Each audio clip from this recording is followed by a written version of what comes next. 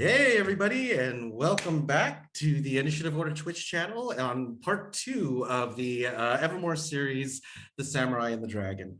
I wanted to take the time right now to thank all of our sponsors, first and foremost with Session Zero Gaming, with all of your gaming need or all of your apparel needs.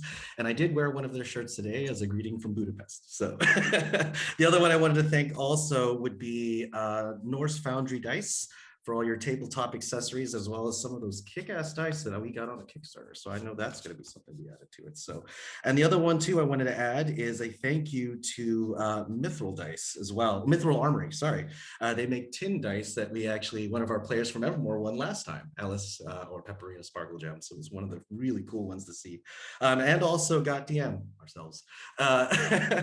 So the last thing I also wanted to mention was a very special thank you to everybody as far as being able to show up today and our players as well. Let's go ahead and start around with some just who you are, as well as a little small briefing of the character you're playing, just to kind of get everybody in the mood. Let's start it off with Jessica. Let's go with you. Hey, you just call me Jessica. I did. I totally did. Okay. Sorry, Jess. Yeah. Sorry. You just got called out. I know. I know. She's gonna kill me after this. You can find me on Instagram at Rising Valkyrie, and also on Twitter now at Rising Valkyrie J. I'm trying to use more often, or not. Maybe we'll see. I'm on this series, obviously, and I've got a possible one-shot coming up on TIO as well at some point. Check out my socials for that. I'm playing Joyi Lam today, who actually is my Chinese name. That is, Joyi is my Chinese name, and Lam is my family name. So this character is very, very special to me. She is the leader and representative of a protectorate house within Qorvi. So she's part of one of the original families who protect the civilians and the people within that community in that place. Excellent, excellent. Let's go to London. I was trying to figure out where to unmute myself. Hi, I'm London Carlisle. You can find me on Twitter or Instagram at London Carlisle, which is my name. Although a lot of the British people have informed me that if you Google my name, you'll get train schedules. That's what I've heard. So don't Google me. Just find me there. Find me on the initiative order here. And also tonight I am playing Mujun, who is a monk, way of the astral self. And Mujun is really trying to contact some other planes of existence in his spare time. But for here, he's on a mission. Excellent, excellent. Let's go to Yuki. Obrigado. Hi guys, I'm Utahime. You can find me at Utahime Cosplay on Facebook, Instagram, here on Twitch, and also too at Brianna DeCoster on Twitter. As my name suggests, I am a cosplayer and a streamer. So if you want to see some of the different games that I stream, you can catch me on here on Twitch. But also too, on the initiative order, even tomorrow, I actually am in that cast of Vault, a Fallout themed TTRPG. So it's a lot of fun. I play a super mutant barbarian, very different from who I'm playing tonight, which is Yuki.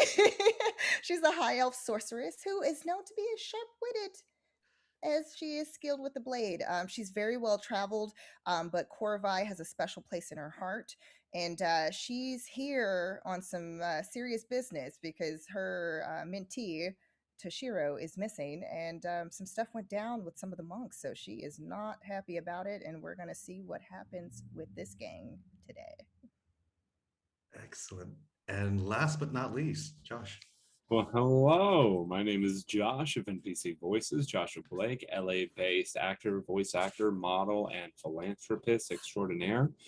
I am super excited to be here on the initiative order. You can catch me here. You can catch me on my page, which is NPC Voices on Twitter, Instagram, OnlyFans at some point, and then also Twitch. I stream on Monday nights with our Children of Dirt campaign, which is super good. I recommend you go check it out.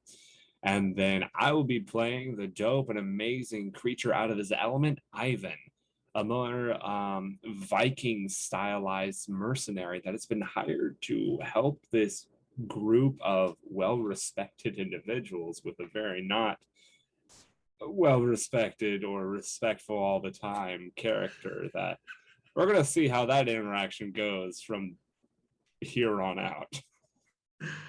This is excellent. And thank you, everybody. Without further ado, let's go ahead and roll those intros.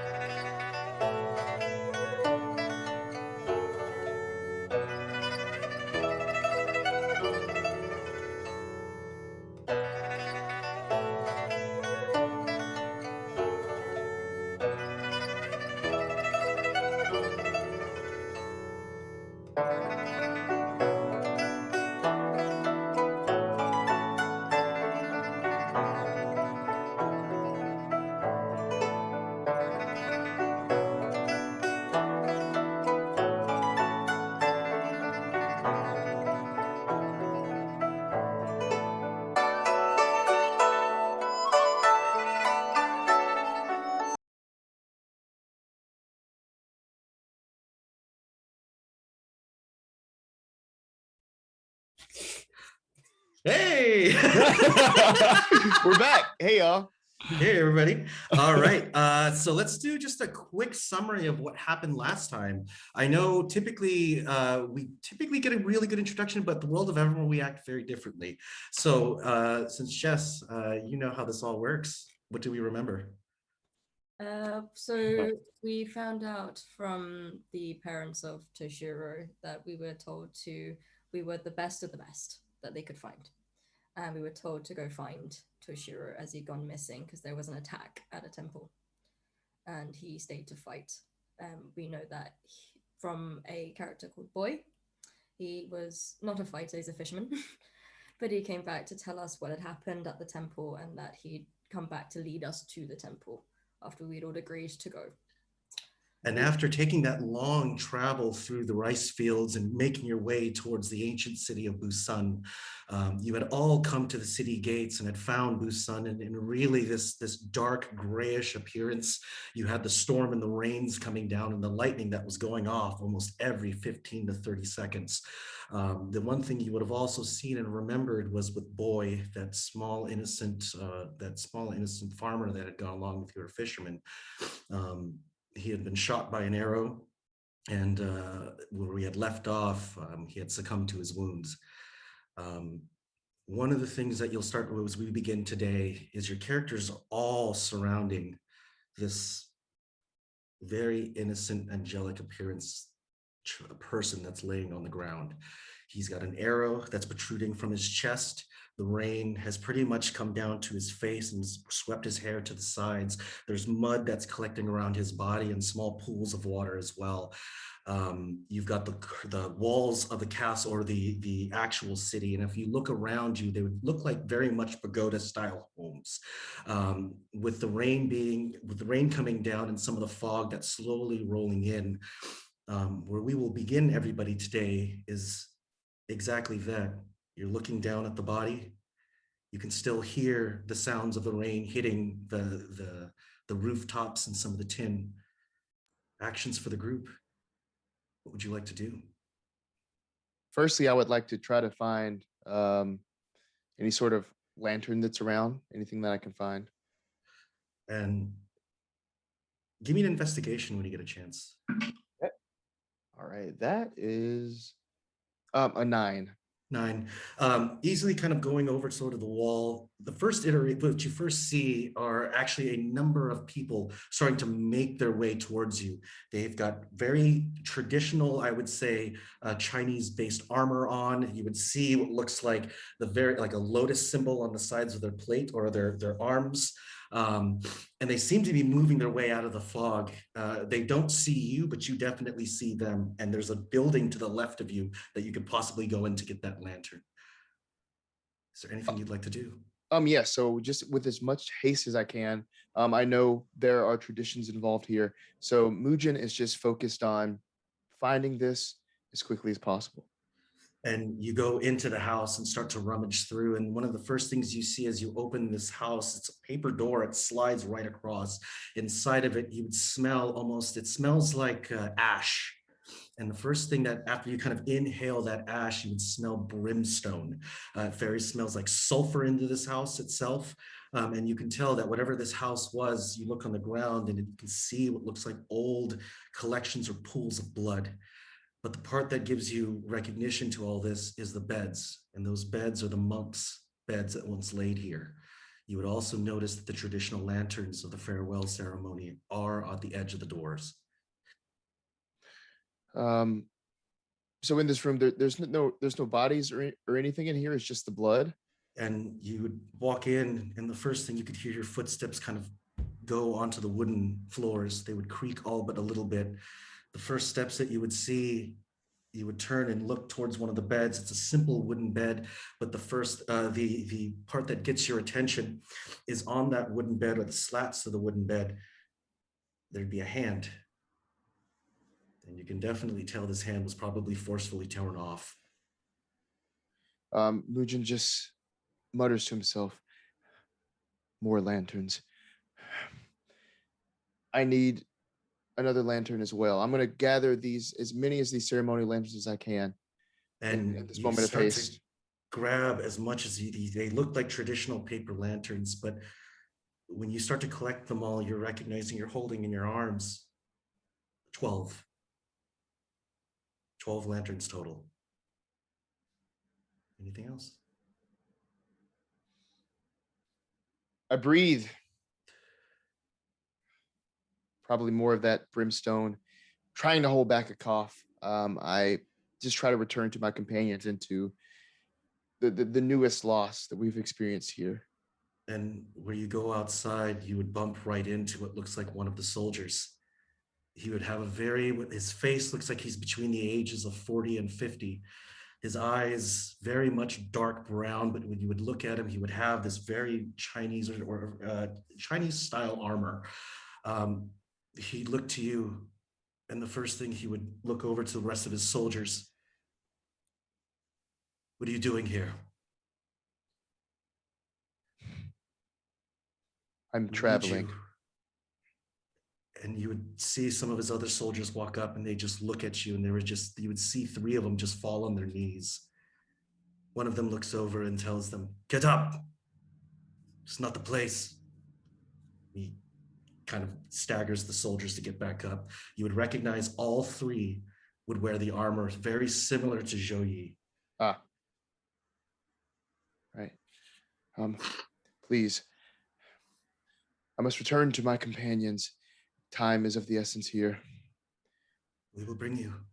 And they pick you up, or they pick the rest of their friends, their other soldiers up, and they begin to walk back.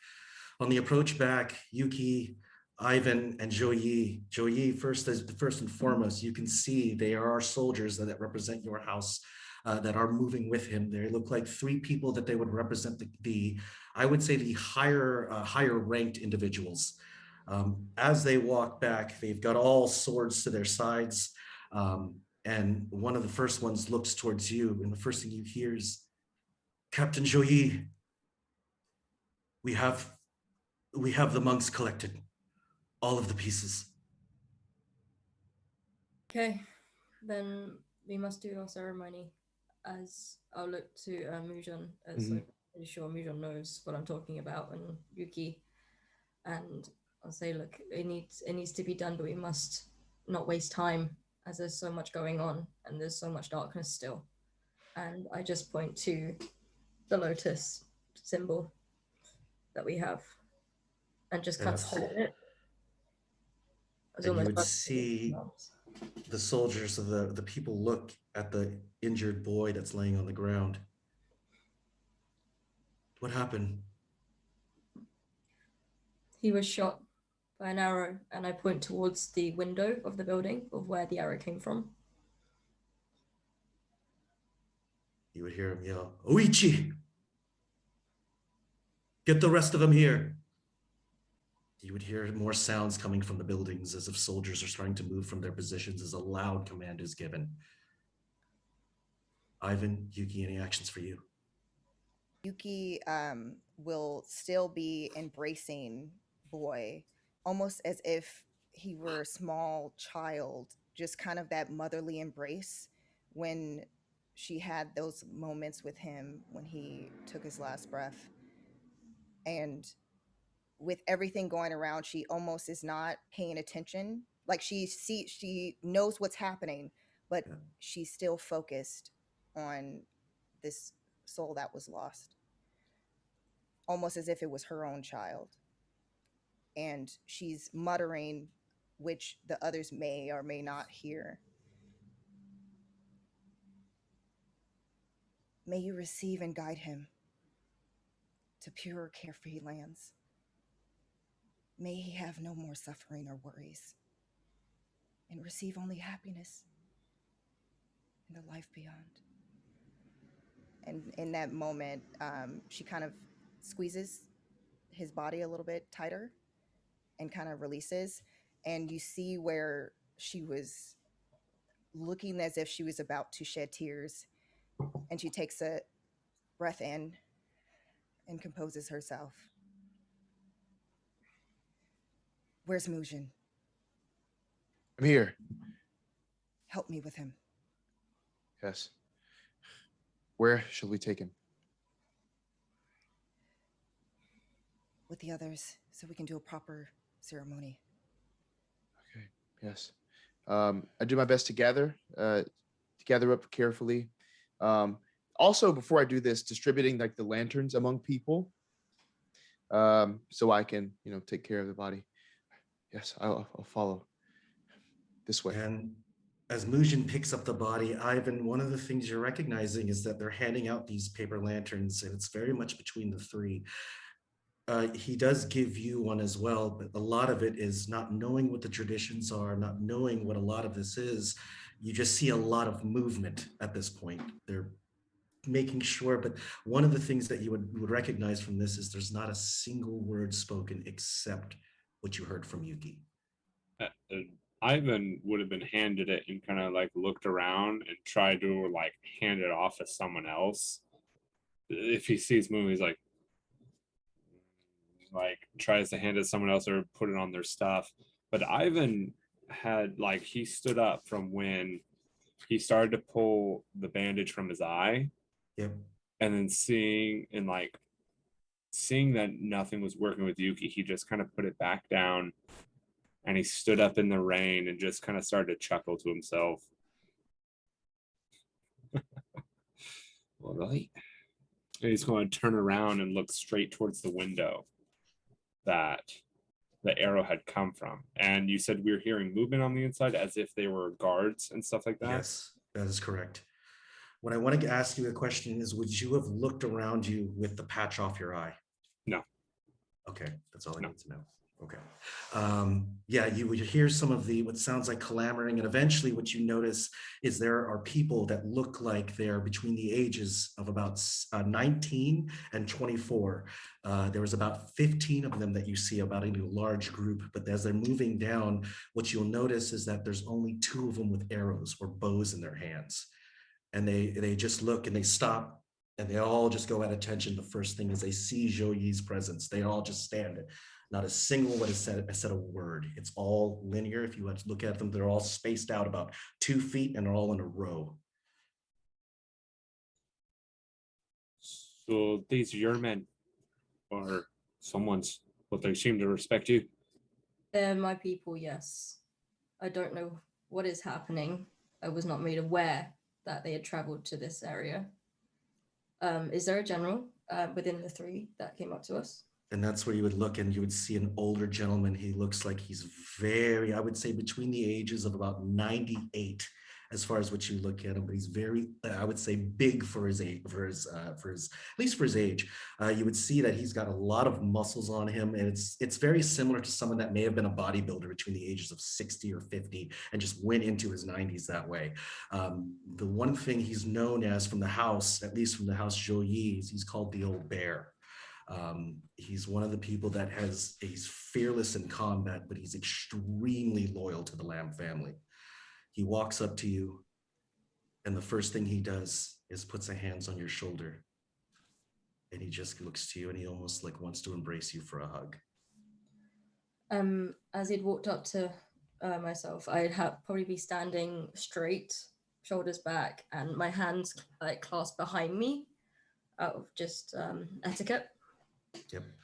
And she'd look at him, she'll nod and say general, and just pull him into a hug.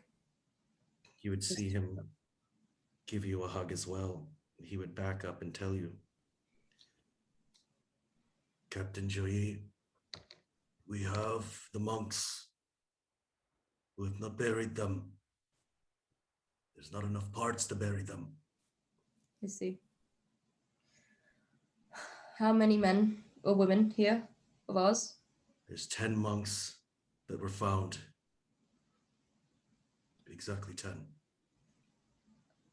And how many of our soldiers? And he looks down at the body. None. We found nothing here. We've secured the city. Okay. Then stay guard. I would like our soldiers to protect what is left here, and while we investigate, because we have been sent to investigate what is happening here.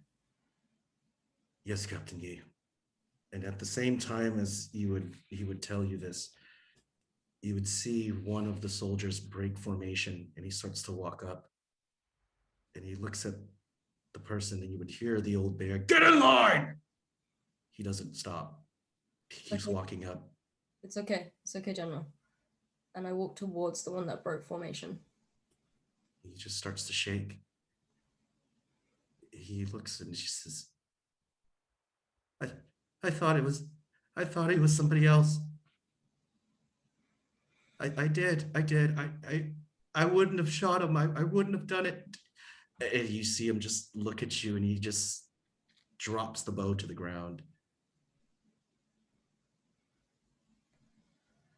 I kneel, well, I stand next to him and I put my hand on his shoulder and I say, "Soldier, what is your name?" My friends call me Agapito. And what stands in front of you is a small gnome. And he takes the bow and I'm a cook, I'm a chef, I'm not a soldier. And he throws it to the ground. And you would see the old bear, like he looks like he's about to come up and at least give some kind of punishment, but he stops because you're standing right near him. Is there anything you want to do? I say, "General, hold. No need to escalate this situation." And I turn to Agapito and I say, "Sadly, there are casualties when it comes to war and fighting and combat. There will always be casualties, as you have seen in this village, in this town. There was no ill intention. You were only serving to protect, correct?" He looked so scary. When I saw him in the he was so tall, and he starts to give you this like pronunciation of just this very different image of what you had seen, or at least play out. Actions for you. I grab him by the shoulders and I kind of shake him. And I say, "Gaola," which is in Canto enough. He stops, and the little gnome looks at you, and he kind of just raises his eyes, and that's where you see these dark brown circles stare right at you, his hand shaking. And I go to hold his hands instead of his shoulders. And I say, "There is nothing that can be done, but we cannot dwell on this. As horrible as it is, as horrible of an accident, it cannot be dwelled on right now because there is too much to do here. We have many others that were also casualties to an unknown enemy, and we must figure that out so we can save everyone in Qorvi and keep everyone safe." We have the bodies if you want to see them. I turn to everyone in our party, Yuki, Mujun, and Ivan. I say, "I think we should start the ceremony. They have collected as many body parts as they can." Very well. Let's proceed.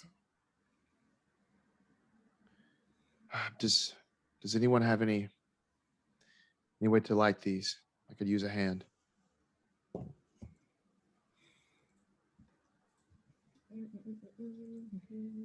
And from your position, Mujin, when you had made the announcement, you would have noticed the old bear walk up to you and tell you, "I know a place. It's close to here. It would be proper for this." Please. While this is- Where? Oh, And yes. He would Sorry. point, he would point north towards the position that you're in, where there would be a very, very large waterfall.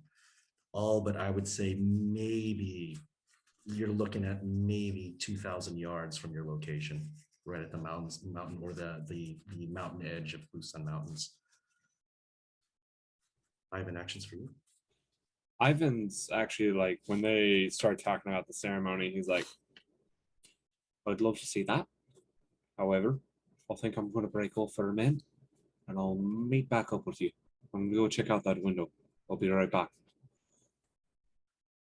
And You he'd break like to off. go up there and kind of check out the vantage point from the window that the arrow was shot from. And Yuki's gonna opening take the a door. second. Go ahead. Yuki's gonna also to hold back a little bit while the others proceed forward, because what she felt, where her spells didn't take hold, and it was as if some other presence may have been suppressing that magic. She's going to try to check and see if there's any traces or anything that she can identify that would explain that circumstance. I need an investigation or an arcana. You get to choose. Okay. They're both going to be about the same. It's 18. Okay. Excellent. So, quick scan around, and you're kind of looking around for at least some kind of traces.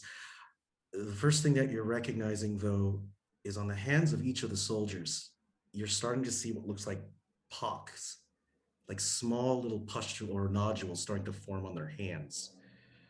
It would look very, very almost as like it looks like a contact dermatitis where skin starts to crack.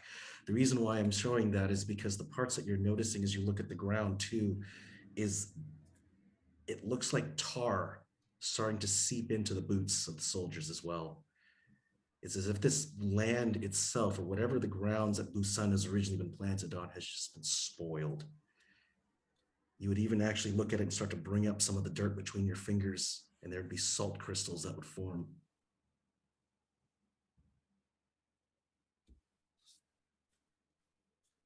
Is she able to identify specifically? Yes. You would look at it, and you would look down at the salt formations, and even look at the hands and look at the feet of them. And it's definitely something that you would characterize as a thing that would ward you away from the greater forests, a thing that lives to consume, to twist, a thing that will spoil just being in the presence of just the innocence. This creature you've heard stories about, it has never had a name,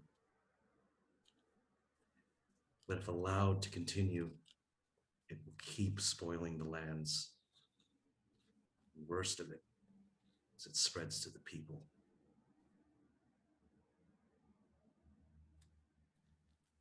Actions for the group. Mujin is kind of, focused on this right now. Not really thinking about too much else, honestly. But sort of making his way towards his waterfall, and leading people there, pointing in this direction, ushering people. Is there anybody who would go with him? Yuki will definitely follow. And if she's close enough to Juyi and Mujin. I have a question. So if I held Agapito's hands, does that mean I would have seen that as well? Mm-hmm. Yeah, I would have seen the pastors. Okay. Okay. I will probably speak to. I was walking next to Yuki and Mujun as well. I'll be speaking to Yuki about that. Okay. So I'll head you three towards the Falls of Celestia. Mm-hmm. And with Ivan, we'll do this planned out as far as you go up to the building, the top of the pagoda. The first thing you'd recognize is that you slide the wood pieces to the side. It's a very weird way to create doors. One thing you'd recognize is they're paper. You can pop right through them. You'd This open holds it. no defensive value whatsoever. What? The steps upstairs, the look at the window, you would take a peer out. You have full 360 view, depending on which window you go. To the left of you, if you were to look down, you can see what looks like a long trail of soldiers starting to move their way towards a waterfall. Led by Mujin, walked by Zhou Yi and a small gnome to the side, and Yuki flanked to the right. You turn to the right, you would see more pagodas, but you would also see more of these monks and people, or not monks, I'm sorry, more of the soldiers collecting what looked like boxes to move towards the waterfall. Behind you is the entrance of the city of Busan. And the last part that would give you at the fourth wall is you look over and kind of creep over to the side. You can see the vantage point in which boy was probably shot. Through that vantage point and looking off. So how high up would you say I am? You're about, I'd say about a good 70 or 80 feet. Dang. Okay. Okay. So I'm looking down on these troops. They look like they're heading towards the waterfall. That's correct. Ivan's going to just boy, what a mess we're in. As he's going to lift up his eye, kind of scratching on his eyelid and lift it up a bit and put it on his forehead. Oh, let my eye find light by the sight of the divine. He's going to open his eye and kind of look around and start to get a good lay of the land as he's looking at the ground, looking from the exact vantage point that he was shot from, and kind of looking out at the people as they walk and they move as well. And you would almost, the minute you take that patch off, you get it's like that fresh air just hits that eye that you had covered for all that time. You look down and what you would see in the city proper, even if there were people moving, it's completely as if you were looking at a gray screen, like a grayed out image, as if whatever happened in this city is preventing what you would normally look at. Because the minute your eye goes to the forests, you would recognize there would be spirits walking amongst the forest. There would be essentially, they would be moving in between. They would actually be looking as if they're trying to see on the outsides of the forest as if they can't cross that barrier. The part that would give you though is as you look down and you can see the body or the train of people moving towards the fall of Celestia, there would be one ethereal figure walking behind them. And it looks as one as female. She wears a very long dress, like an ao dai. It's a very much like a Vietnamese style dress. And she just walks behind somber. You can tell she's as ethereal as I would say for the most part, like a very shady green, almost like a jade color. Gotcha. And you said I could see in the forest. It seems like the spirits are on the edge, like looking in, wanting to come in, but can't. That's correct. And then I see her. Okay. All right. If I was to run along the top of the houses, would they support my weight, it looks like, or does it look like they're mainly okay. It looks like it can. Yeah. Cool. He's gonna kind of slide down the ladder as far as he can and then run along the tops of the houses until he catches back up with the group. I need an Arcana check when you get a chance. Yes, please. I'm going to use my 20 advantages that you just gave me. Oof. Did I choose Arcana? Let's pretend like I did. No, that'll be a 10.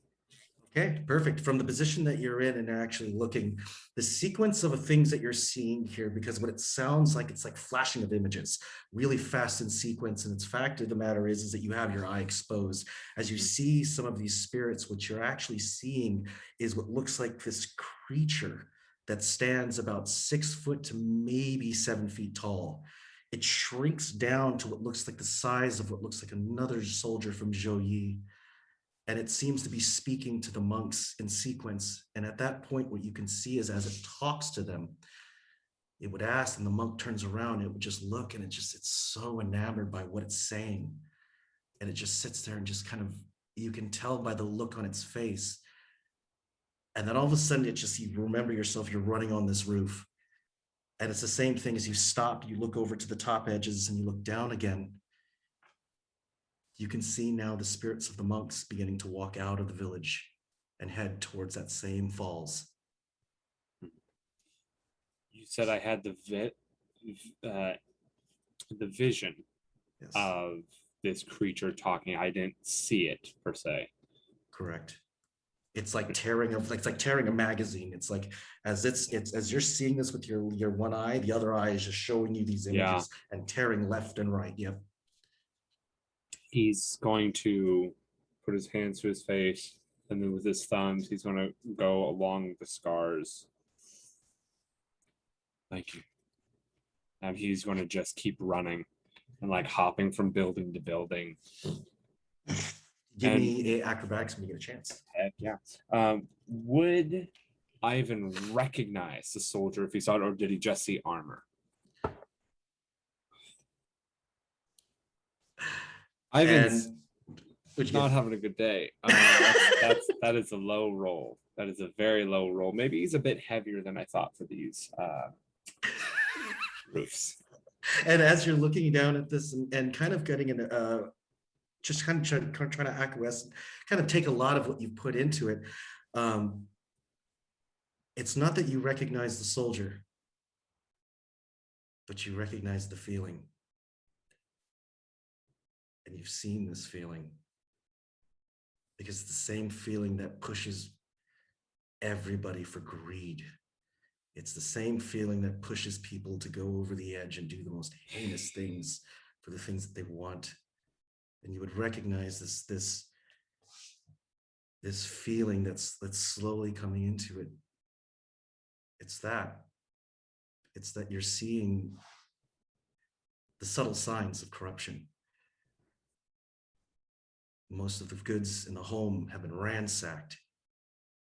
Things that would have made any kind of sense for family or need gone, torn down, destroyed. That's what I'll give you for your 10. Thank you. We'll go to the next group. As you are all walking towards the Falls of Celestia, Mujun at the lead, the time-wise right now as it becomes dusk to darkness, the stars beginning to rise behind you. You have the paper lanterns all in each of your hands. The bodies of the monks, the old bear looks to you. What would you like to do, Mujun? Would like to scope out, a good spot to start this. Would this be sort of like right along the edge? Would I figure of this waterfall somewhere And where they won't drift and get caught, but kind of ascend straight up? And that's what you're looking to as you're looking around you, and you would notice at the tops of the Falls of Celestia, the large statues. There's no breeze here, and that's why the old bear brought you here. Perfect. So everyone here, this is where we shall release the lanterns, where the spirits shall rise. This is a great place for this. One of the soldiers would bring up, and they are all kind of readying themselves. They would unfold the lanterns. They would wait for you, as it is customary for the monks of this land to light and say a few words of peace. You would see the bodies of the 10 monks that are on the ground, or at least the pine boxes that represent them. And the one body next to that's laying there, or near Yuki and the rest, which would be Boy. For the 10 monks, Mujun, what would you like to do? I want to get the lore right here. Is there any sort of customary saying that would accompany this? And as ones that have really looked at this, it's not necessarily a saying, but it's a feeling. It's when you light the lanterns and the skies and how they interact, but really it's a saying of goodbyes.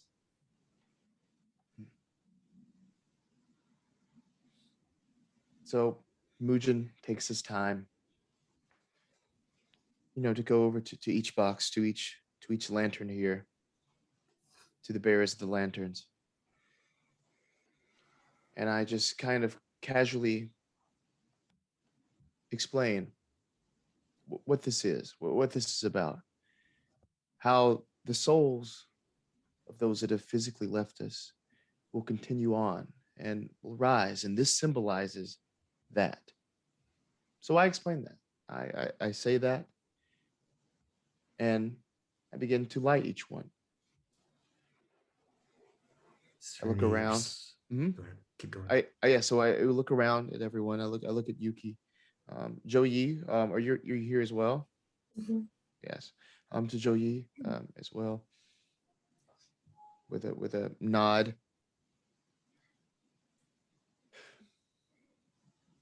we are ready to release the spirits of the fallen, the ones who gave their lives, but still they live on. Would anyone else like to say anything?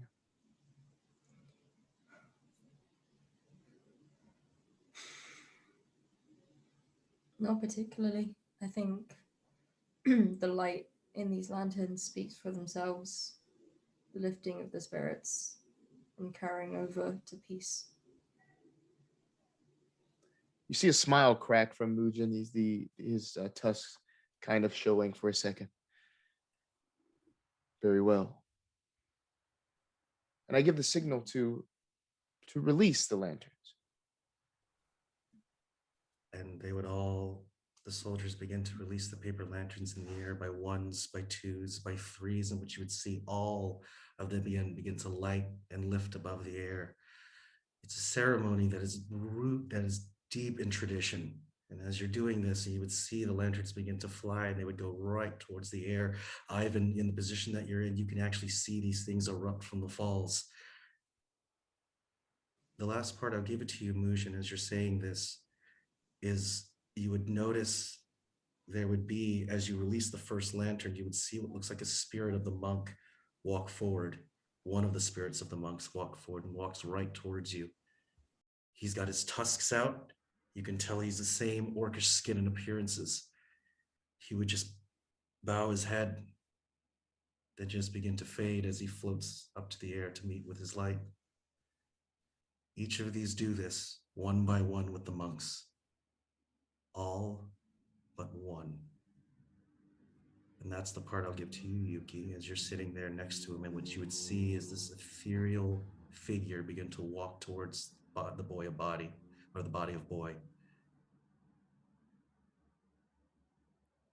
would you like to do? The figure is approaching at what speed? A quick speed, or I would just kind of say slowly? walking like a small pace, and it's almost as if it's pacing to look at like a dead body. And you can see there's anguish in the face of this spirit.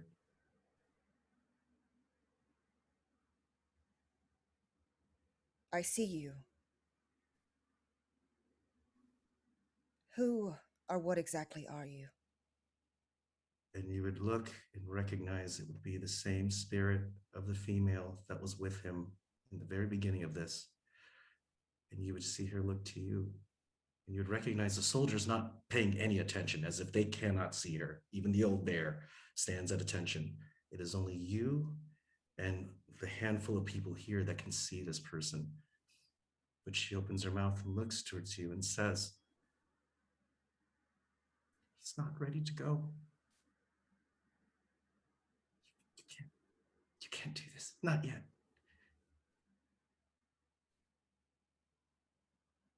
But his spirit must be freed. Why is it that he must stay? Tell me. Maybe it's different. Maybe it works different. You can't let him leave here.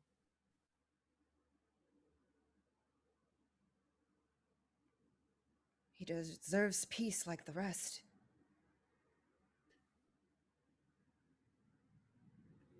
And she just stares at the body.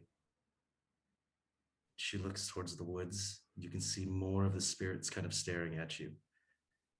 And she turns to you and says, "He'll be at peace here with us in the forest. Let him stay with me, please." Is Yuki able to insight what she's saying? Yes. That is a dirty 20. Excellent. And you would tell at least the sincerity on the face, the emotions that are exuding from this spirit that's standing at the tip or the feet of boy is as sincere as air. You would tell by the look and appearance, the way the hands are made, the way she stands. She tries not to shake, but you can tell that there's maybe a part of this that she herself doesn't know she's a spirit.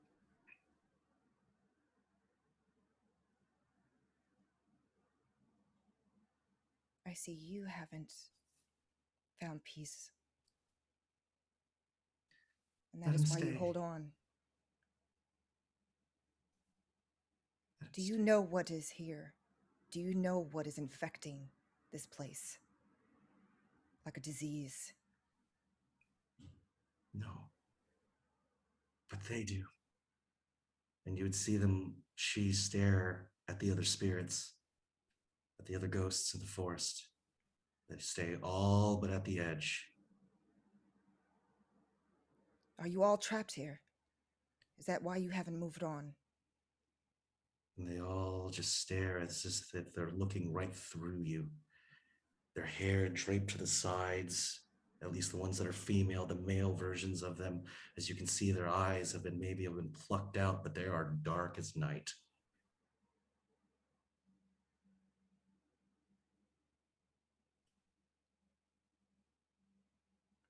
We will keep him safe for now. Me and the others will help to make sure that you all find rest. Soon enough. Soon enough. I need confirmation from you, Yuki, that you're allowing his spirit to stay here with you. Are you saying boy spirit? That's correct. Yes. And you would see this yellow light begin to extrude from the chest of the body of boy and begin to float towards you as it rests all but inches from your hand. What would you like to do?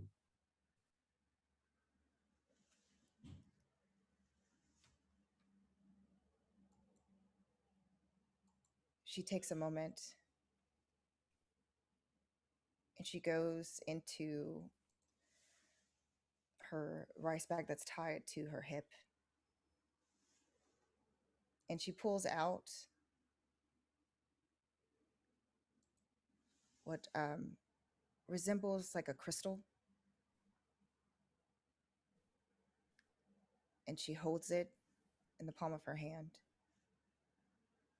as if to transfer the spirit to the crystal for safekeeping. And the minute the spirit goes into the crystal, what I would show you is almost as it feels like a rush of adrenaline. It goes right from your kidneys all the way to the middle of your back. You would feel this with like a very high vibratory response coming from your stomach. And the reason why I would feel that is because in your mind right now, what you see are images flashing very rapidly. But the images are of boy and this person and their meaning together. You would see them as children, you would see them as adults, you would see them, or I'm sorry, as younger adults as they move together. You would see how long they have spent together, and the part that would bring them together is this blue recorder that had been broken. And at that point, you would look at the crystal, and it would be glowing as if it was jade. You have boy's spirit. You may add it to your inventory. And you see where she puts it back into the rice bag that is made of all of those different fabrics from the different lands that she traveled, and she places it back at her side tightly. As the final lanterns go up into the air as high as the sky goes, you would almost sound as if you could hear the roaring of a dragon in the lands of Qorvi. You would just hear this, it's not of anger, but of announcement. It's been a very long time since somebody in Qorvi has died like this. And this is exactly the feel that you get as this sound just starts to permeate through the waterfall, permeate through the clouds, permeate through the forest itself. But Mujun, this is the important part. As they go into the air, they start to turn into stars. You would feel, go ahead, what would you like to do? You're muted. As this is happening, I'm trying desperately to connect with this. I'm going to spend a key point as I'm trying to summon an astral self, and Mujin goes into himself and focuses on this. but all he can manage to do is this golden, almost spectral, astral arm that comes up off of his right shoulder. Then his left shoulder, it matches it, bigger than his actual arms, but they extend out and they almost seem to make him seem like twice his size as they come out. Nothing else. No torso or head or legs. This is all that happens, and there's almost disappointment in his face as he sees the rest of these fully formed spirits turn into the stars.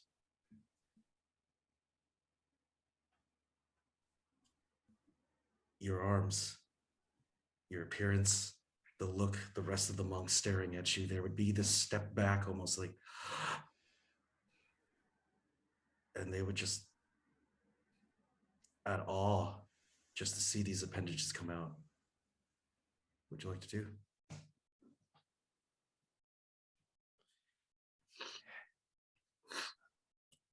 I put them away.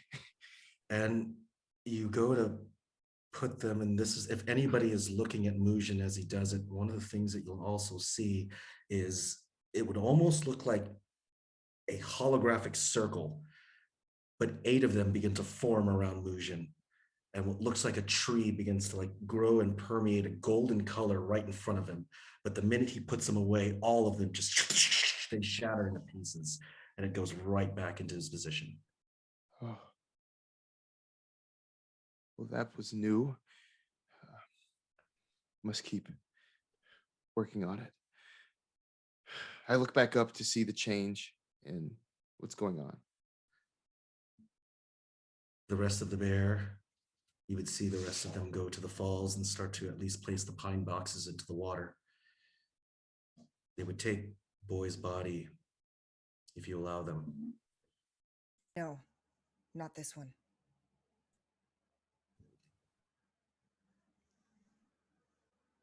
Mujin. Do you mind helping me move Boy's body back to our caravan? Of course, yes. And I go to help. I go immediately to very carefully help. He's not able to pass on just yet. And many others, for that matter. Juyi.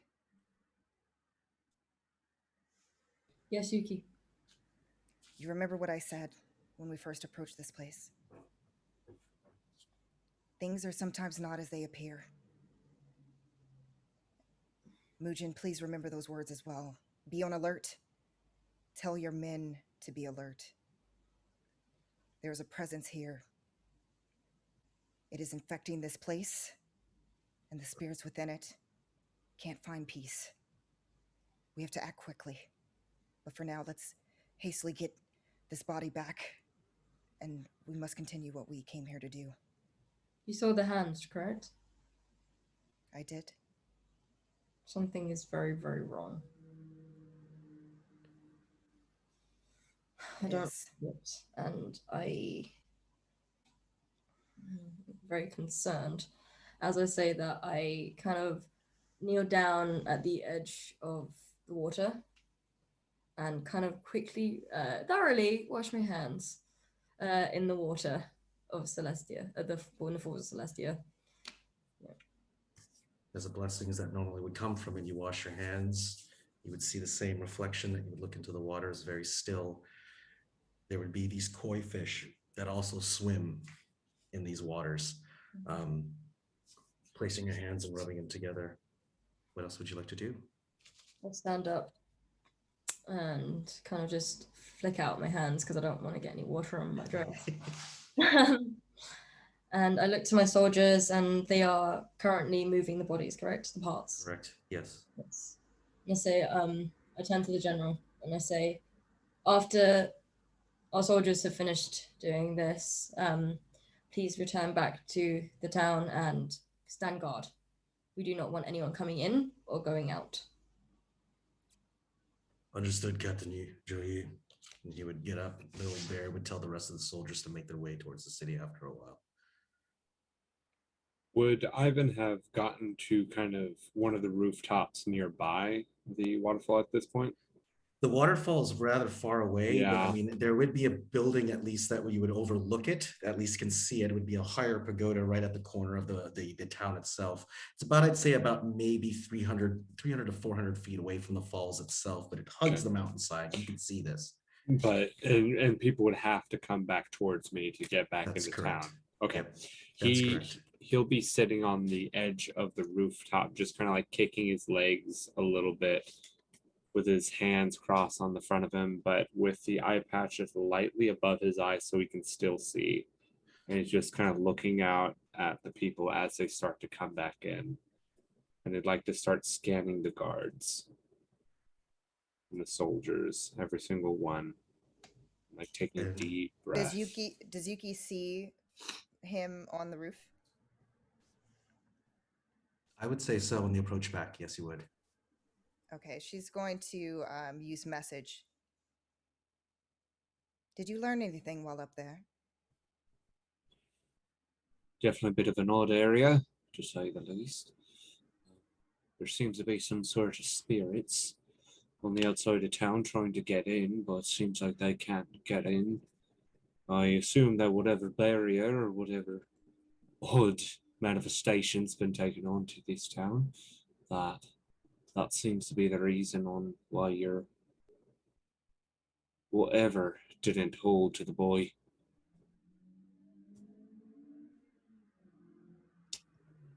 There is something powerful at work.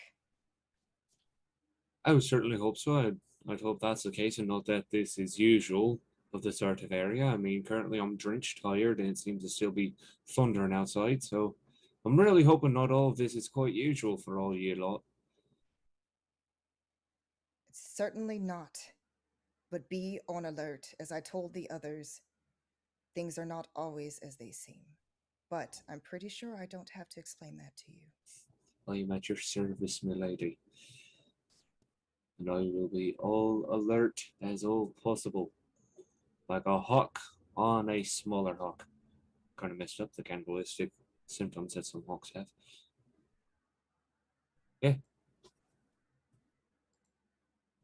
She carries on next to the others. Actions for Juyi and Mujun. I turn to Mujun and Yuki and I say, "Have you seen anything to do with the hands?" And I kind of described to Mujun what I'd seen with the on Agapito's hands, the black pustules that are developing on the soldiers. And I say, "Do you guys know anything? I don't know anything. I've never seen something like this." I'm sorry, Joey. I didn't have a chance to look. I was distracted. Focused. You were focused. Focused. I, on the other hand, did notice this. It's in the ground. It's spreading to the others. Again, it's a being that not many have seen, and you don't want to see, ever. It's affecting this land, this place. Okay. We have to take care of this. Our shoes are soaked through with this soil. What if we were to say we were to get infected soon, if the longer we stay here? Would Yuki be able to determine that information? And recognizing the fact that a lot of this is happening really fast, again, not ascertaining it would be easily to assume that whatever's in the ground is probably going to leach into people if they stay here longer than maybe a couple of hours. I would say we have mere hours before it starts affecting them. Potentially us. It is that powerful. So deadline it is. That's why we must act as quickly as possible. Time is indeed of the essence. Perhaps I should invest in shoes. Maybe. Yuki kind of, you see a little bit of like a smirk appear where it had been very somber, but Mujin's just pure of heart, and he'll make comments like that from time to time that Yuki finds adorable. And Joe, you will stifle a giggle from the kind of joke, but yeah, she'll stifle it just to try and keep in captain mode. I totally meant it serious too. I was like, maybe I was gonna go quicker, but no, okay. Anyway, Mujun just okay. Let's stow the body and make sure it's covered and protected, and let's carry on. We either need to find Yes. this thing or find Toshiro first. We need to go. We have no time.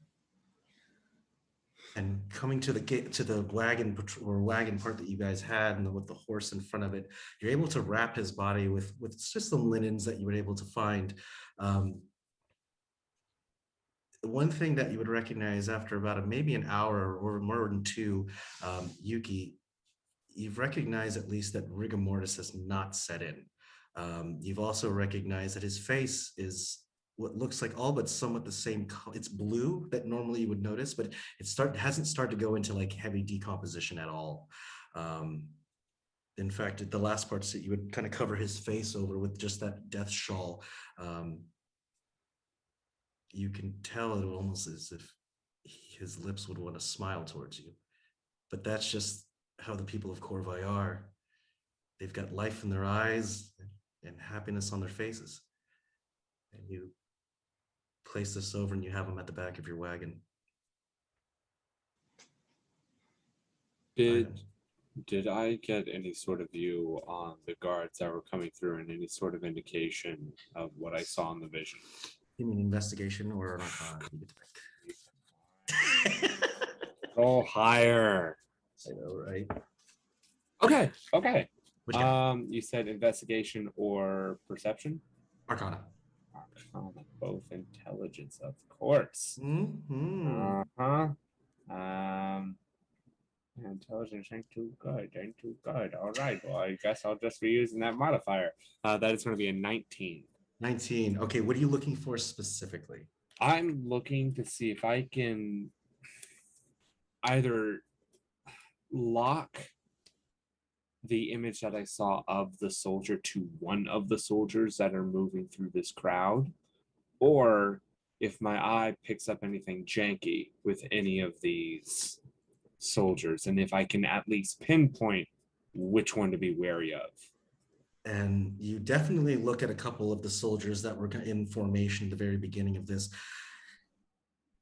With your eye, you would see them as they're starting to stare at each other. It's as if they're talking, but they're not opening their mouths. And it's that you're hearing them just speak to one another as if they're looking and going, "Are you hungry? I wouldn't give to eat right now. I'd sleep. I want to sleep." And they start passing each other's wants and needs to one another. And it seems like a sickness that's like going through, or just amongst these. It seems to be amongst the soldiers, as if they're talking. It's like you could hear them in their minds saying these things to one another. But they would look and they would stop and they would all look at you at the same time. All but like a second, they would hold it and then just kind of look downwards, all in unison. Oh, freaky. All right. And where's Captain Bear in all of this? He would be at the very lower part of the building. You would see him as he's walking out. And the first thing you'd notice is that in his armor, he's stopping by the rest of the soldiers, trying to check their status, obviously, but you can't hear it from the direction that you're in. You're good. But does he do the same look, or is it just the soldiers? Looks like 4 or 5 of them do it.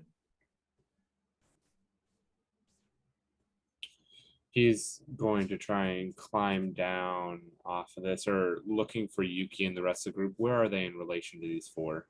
You would go down and you would actually see them, the 4, they would be really close to Joyi, really close to Mujun, really close to Yuki. They were helping move the bodies. Most of them are they're staying within the groups of each other that you would notice. Okay. Ivan, moving through, the happy guy that he is, just kind of laughing to himself, and It's a time to celebrate the lives that have been here. It's not to be sad about their passing. As he's going to tap one of the four on the shoulder and be like, it's all right. Look up. As he's going to keep walking by and go to kind of like wrap his arms on either side of like Joe Yi and either Mujun or Yuki, whichever one is there. As he taps the one on the shoulder, a part of his shadow is going to break off. And if I don't know what happens, because I know the prior thing that Yuki didn't work, but he's going to cast Lesser Restoration, and the shadow's going to go up his body like into the clothes. Now, when you cast Lesser Restoration, what does it look like for us? For him, because it is verbal and somatic, the verbal was him being like, come on, look up, find the sight within yourself and just smile. As he's going to like tap him on the shoulder and like grab his shoulder and kind of move on, and like he's dusting off his hands. And with that final clap. The minute you would touch him, I need a question. Would you at least have touched him when you cast that spell or I cast that shadow? Yeah.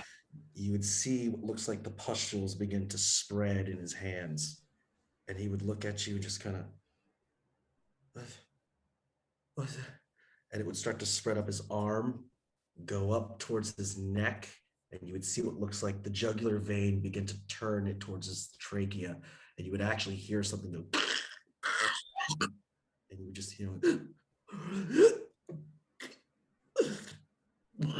and he starts to vomit what looks like this green blood onto the ground.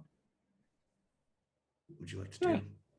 I tap, I grab, and I'm like, this is going to get real weird real quick. Seems like we have a bit of an interloper in our midst. As he like will tap them and turn around and like pull an axe out and flip it into his hands and his shield around.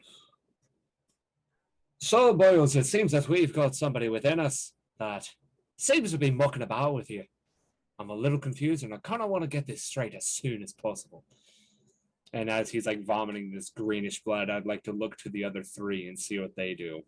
And you would see them just look at you as they step back, and they're just kind of like, what's wrong, Captain Joyi? And they look very obviously scared. Okay. Do I notice that it was healing, or would I notice that off of you, Ivan? You can see Ivan as he stands there. He's right next to you. Okay. Yeah, everyone back away from that, because we don't know what it is. Yuki doesn't back away. She instead wants to take a look at what was just vomited up to try to see if this is going to give her more clues to what they're dealing with. Grabs what looks like an arm, and you see it just kind of starts to create what looks like a material arm as it comes out of the pile. You would see this mouth kind of open up and just as it's trying to create a structured skeleton as it's moving its way. You see this forming right in front of you out of this green vomit. What would you like to do? Yuki, as just almost like just naturally, before even thinking or saying anything, she's going to do Firebolt. And with that, I need initiative for everybody else that's over there. Let's do it. Okay. That's one of them. God damn I it. stayed. I had to see what it was. God damn it. Curiosity killed the cat. Right, always the case. Yikes. Always the case. Yikes. All right, let's go on initiative. Anybody through 50 or anybody above a 20? 22. Ooh, Yuki. Okay. She ready. She ready. All right. Girl. Let's go to 15 to 20. 17. 17. Oh, let me go. Get a girl, get a girl. Get it. All right, let's go for any 10 to let's go to 10 to 15. 11. All right. 10. And let's go to then that will be me. This is what I get After, for acting first. and then Mujun for last. All right, let's go to No. Yuki. No, Ivan for last. Oh, Ivan for last. Gotcha. Yeah, because Mujin had 11. Ivan had 10. Mujun at 11. Yeah, I was like, I want him to go before me. You kidding Yeah, me? right, I want to go right, last. Right. All right, let's go with it. Okay, let's go with Yuki first. Yuki, what would you like to do? Alrighty. Okay, so I'm gonna go ahead. I of course already kind of said what Yuki initially does. Yeah. You'll see where there's a swift movement of her hand, and she throws a very very strong gust blast of this fire in its direction, and that is going to be that is a 21 to hit. Ooh, 21 hits. Go for damage. Alrighty. And then let's see, that is 10. Okay, I'm going to actually use some meta magic. So I'm going to actually use one sorcery point to do Okay. Empower to re-roll that. Okay. And that's for 7 points of damage. 7 points of damage. What does this look like as your spell goes off? So you basically see it's a very pure, bright, white light, very radiant. It's almost like your eyes can't even stay focused on it for too long.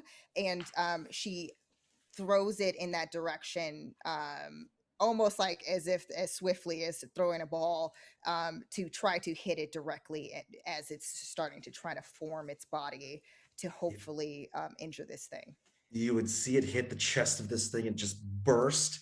It would still look like it's trying to form up, and the parts where it would move, its chest would open up. It would spill more ichor onto the ground, and you would see the ground turn from this brown to black as if tar had been set into the actual dirt. Let's go to Joyi. What would you like to do? As this was all happening and Yuki was investigating, I grabbed both my single-sided scimitars out at the ready. And I'm gonna go in for a 2-weapon attack. Go for an attack and let me see what you got.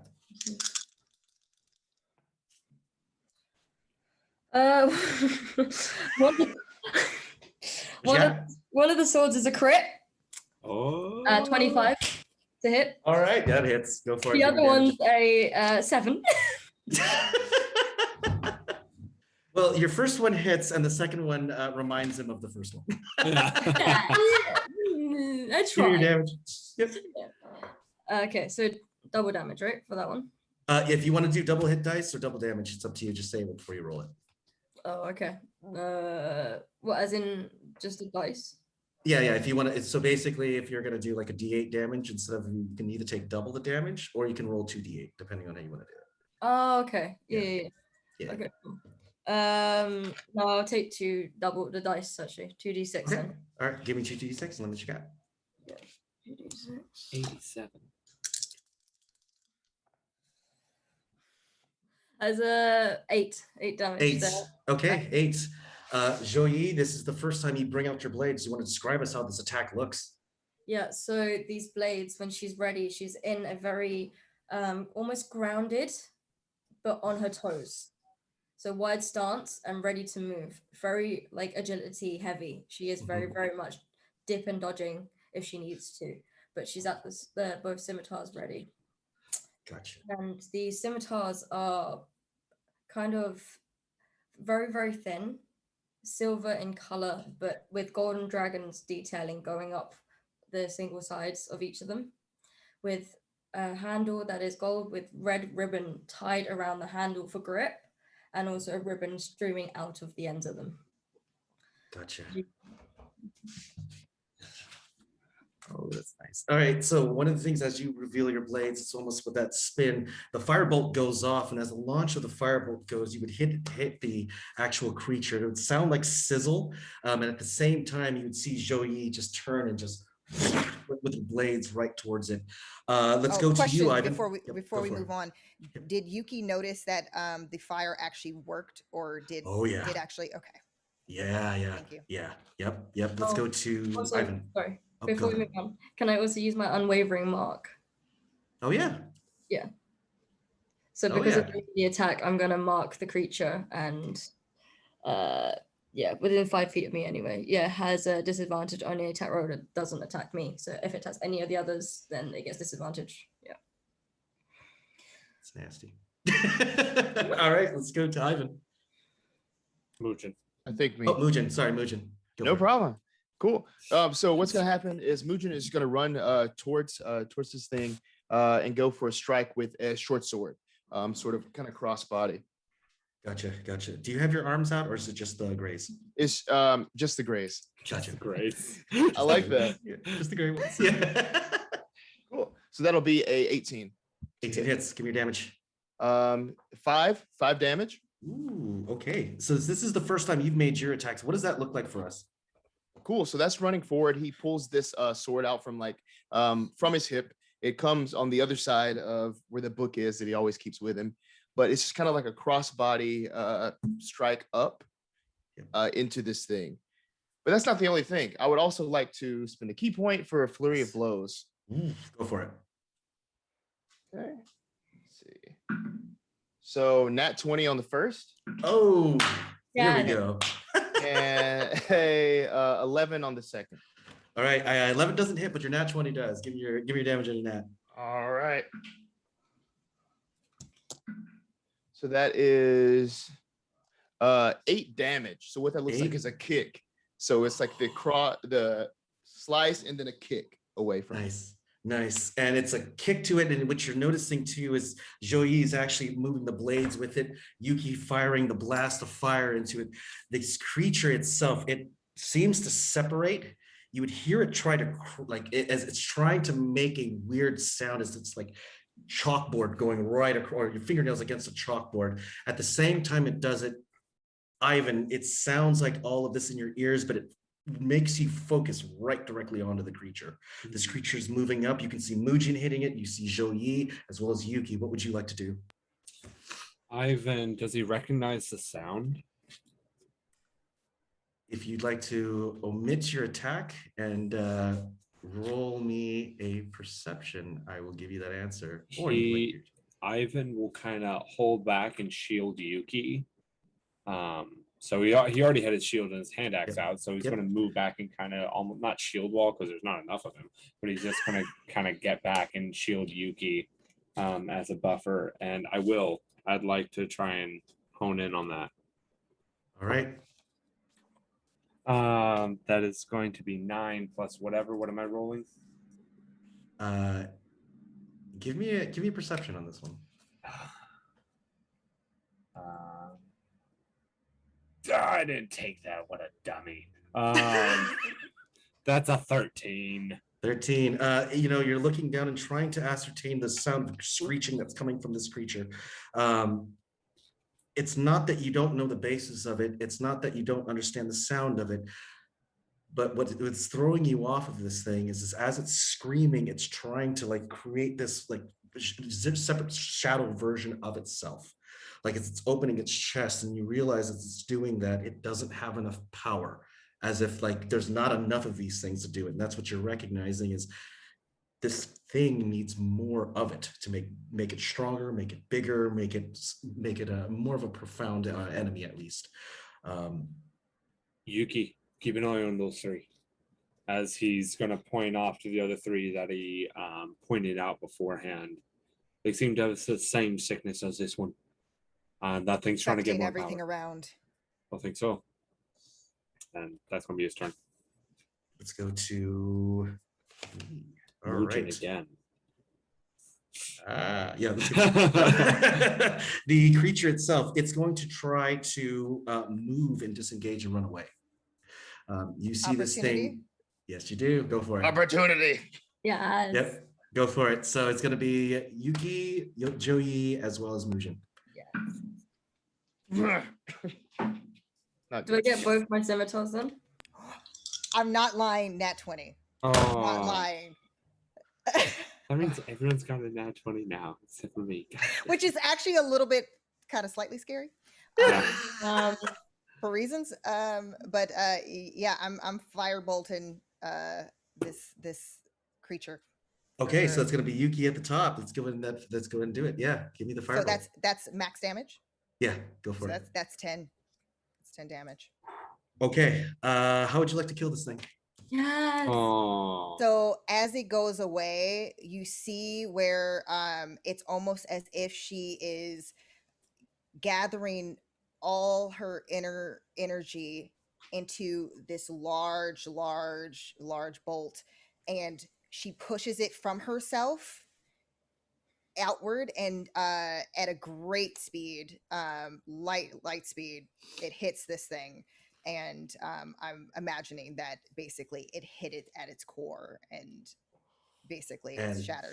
you see it just hit, and it's the same energy that you would, blessed be, that you would throw this thing. You see it go into it, it would hit it, focus in, and then you would hear this just blow right up, and then see what sounds like it shatter with that firebolt.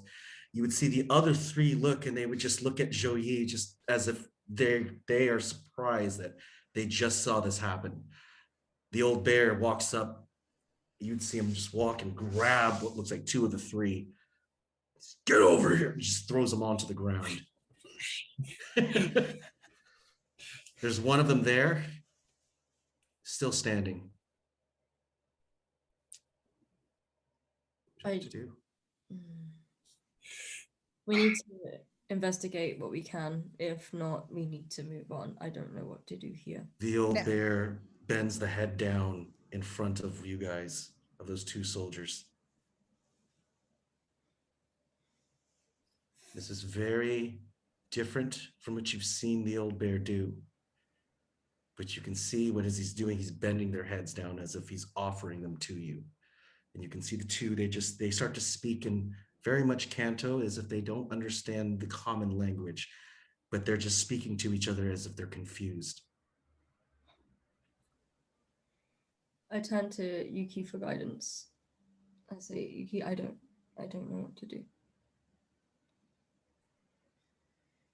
And you see this fear almost wash over her eyes as she obviously isn't ready for what she has to do. And she doesn't know what to do without her teacher to guide her. So Yuki goes forward and she takes Joey's hand. It's in these moments that your heart tells you what you need to do. Don't let the fear overtake you. You have the strength inside of you. But what if we can cure them? What if there is a cure? Yuki's going to go forward. Is there, for basically the person who had vomited, they're dead. They're dead. That's correct. They're dead. So that's basically the result of that situation. Yes. If we try to heal them, that will possibly be the result. Is there any way for me to try to do something like Arcana or something where I may know a way to exercise these things from the bodies? Or give me an Arcana and let me know what you got. I was about to ask the same thing, actually. I'm not lying. I'm not lying. Oh, come on. I'm not lying. I'm not lying. Let's go. A nat 20. But then again, this makes me very nervous for the rest of the game. Yes. Just saying. I will say is this. Before we give you that result of that nat 20, what we are going to do is take a quick break. With that being said, once we return, we'll give the answer to what is exactly going to be revealed. Thank you, everybody, for hanging in there with us, and we will be back very shortly. Love you guys. Thank you.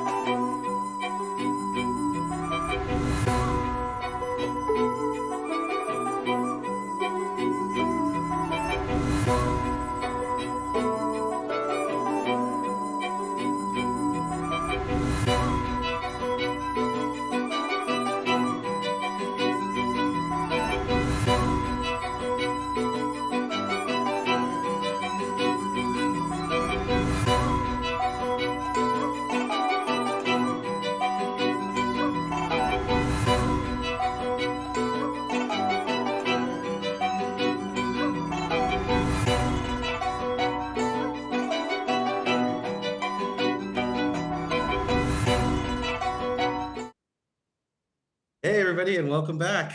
Welcome back from our break. Just to get everybody up to speed on what has happened and where we're at and what we're doing. We had a general named he's nicknamed the Old Bear. He comes from the House Lamb. He is one of their old generals. He had grabbed two of the soldiers that you would have assumed had been affected by whatever had been leaked into or seeped into their bodies. He's got them both bent down, heads presented in front of Zhou Yi after seeing what all of this has this culmination of fire bolts, of sword play, of fists, and really kind of getting to the point where the two people are now leaned down, heads exposed, and they start to whisper to each other. The Old Bear doesn't say anything. He just keeps their head down. Zhou Yi, what would you like to do? Yuki, is there anything you can do? Is there anything you can do with this curse?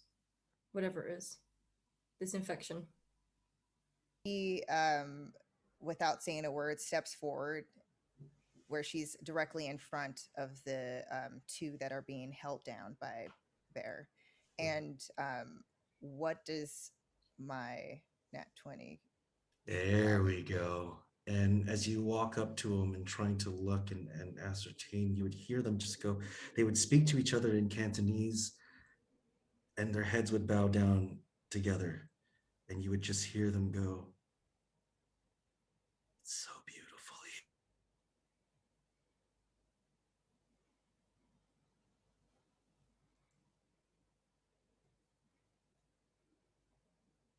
Gross. You've got to be kidding me. London, you're muted again. I thought it was a great dramatic pause. Yeah, same no, here. and I was like, I was like, wait, what? Gosh. so the spirits took him. So We're gonna have to go to the other side So- and bring him back. as you talk, I mean, you hear the Cantonese going through between them. The heads bowed, the fear in them. They say, "She's so beautiful." Oh, What's her Yuki's name? cheering. Oh, there he is. Oh, yeah. Hey. I am now Ray. So Yeah, right. I think it's a little technical difficulty. I apologize. Let's see if everybody. Yuki, take it away. It is No not worries. Evermore without technical difficulties. there we go. Yep. I wanted to be Yuki. Oh, I went to the Mujun. Oh. Just one episode where everyone switches. Which It is was so attractive. Dang it. Okay, where did I drop off at? I do apologize. You said that they started speaking in Cantonese. And I dropped. So beautiful. And then Oh. that was it. Oh, nice. They do hear them start to speak Cantonese, and what you would hear them all do, you would hear just this.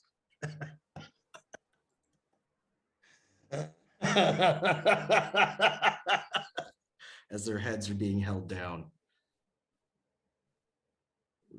The exposure your nat 20 reveals to it. Their faces begin like it's almost as if their skin begins to get really frail and skinny.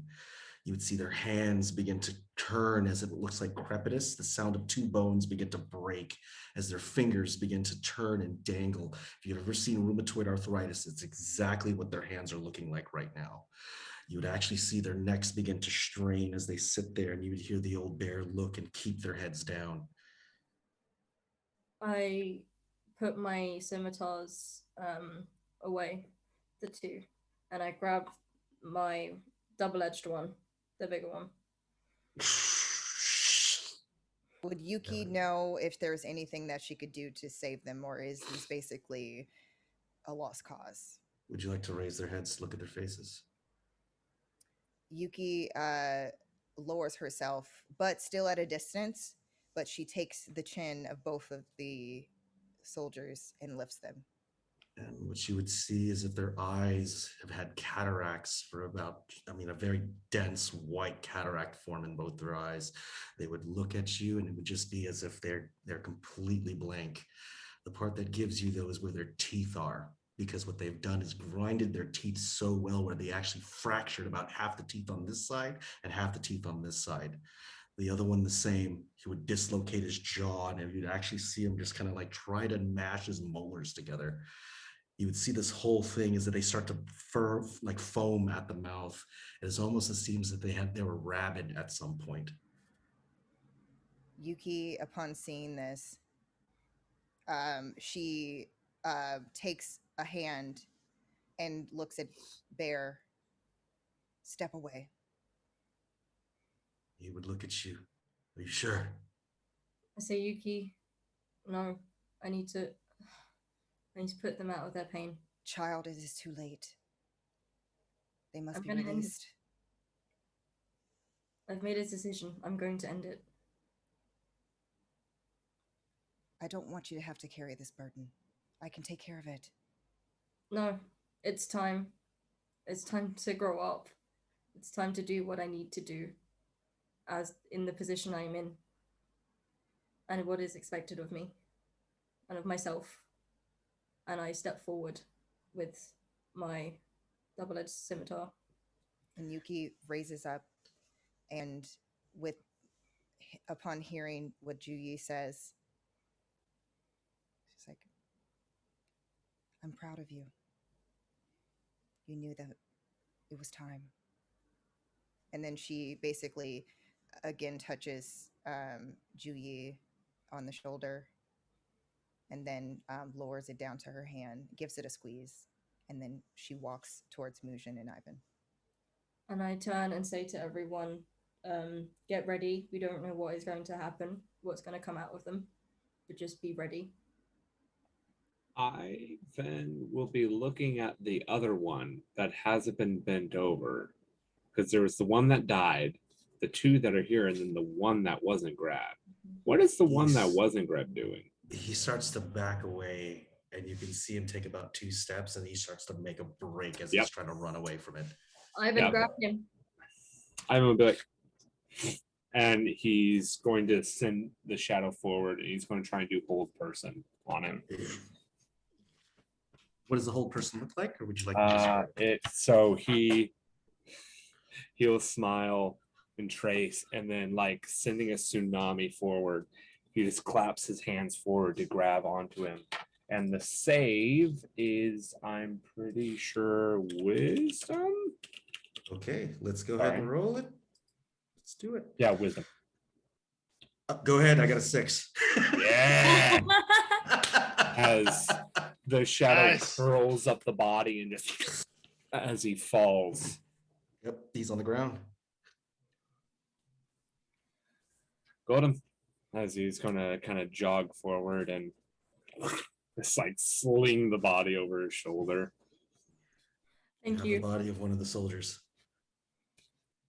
I walk forward and I two-handedly hold my scimitar, and I do a clean sweep of both their necks. Just chop their head. Yep. You hold it above your head. Is there anything you want to say before you do it? I'm sorry that you've had to go through such misery. I'm sorry that it's been so hard and so painful. I am not judge, jury, and executioner, but I'm going to put you out of your pain and suffering. I am sorry. And she just does it.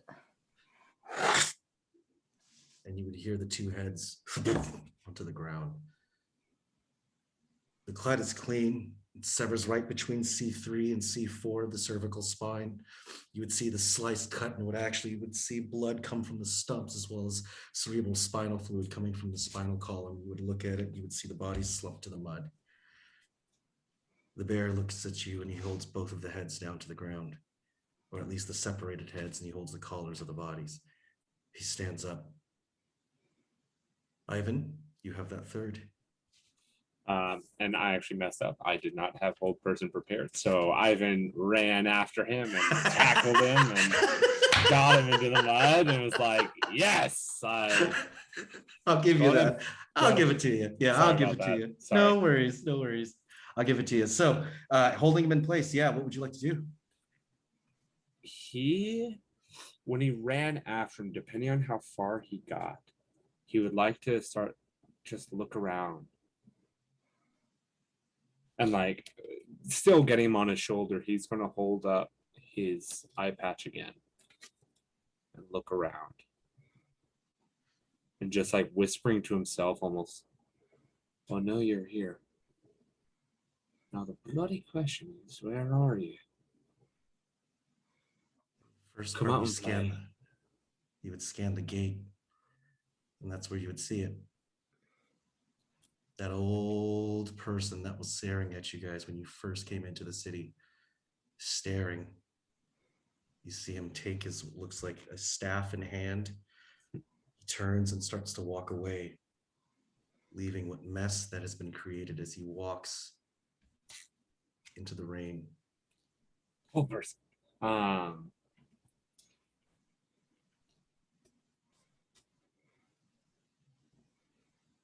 He's going to turn around and head back to the group. Do you say, and that's where as you're moving across, that's the point, as you're moving, you take this body towards the group and you walk past. You might have been the only person that had seen this person in the front of the city, or at least at the outside of the gates, given the distance that you're at.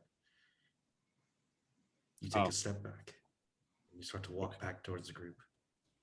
He poop sauce. Okay. That possibly changes things then. He fetch. So how far is the group from Ivan? You're looking at about 50 feet. And the distance from you and that other person or that other figure that was at the front of the city, you're looking at least another 200, maybe 3.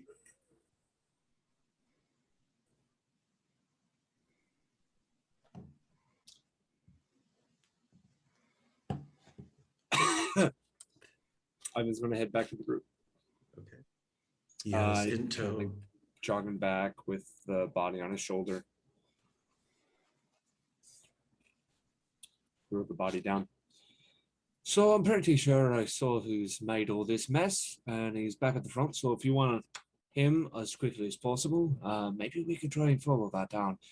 You all, he's going to point at the soldiers. I'd recommend possibly getting your arses out of here, because I would not say this area is healthy, but that's just me.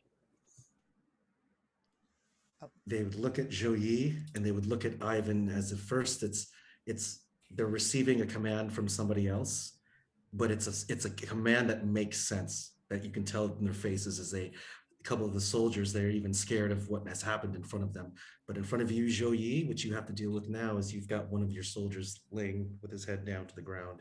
Oh, really quickly. Go for Would it. Yuki know that with demons, and it depends on what you say, as far as usually it's sometimes you have to burn the bodies in order for it to basically not be used potentially again in a way that could form and become mega demon.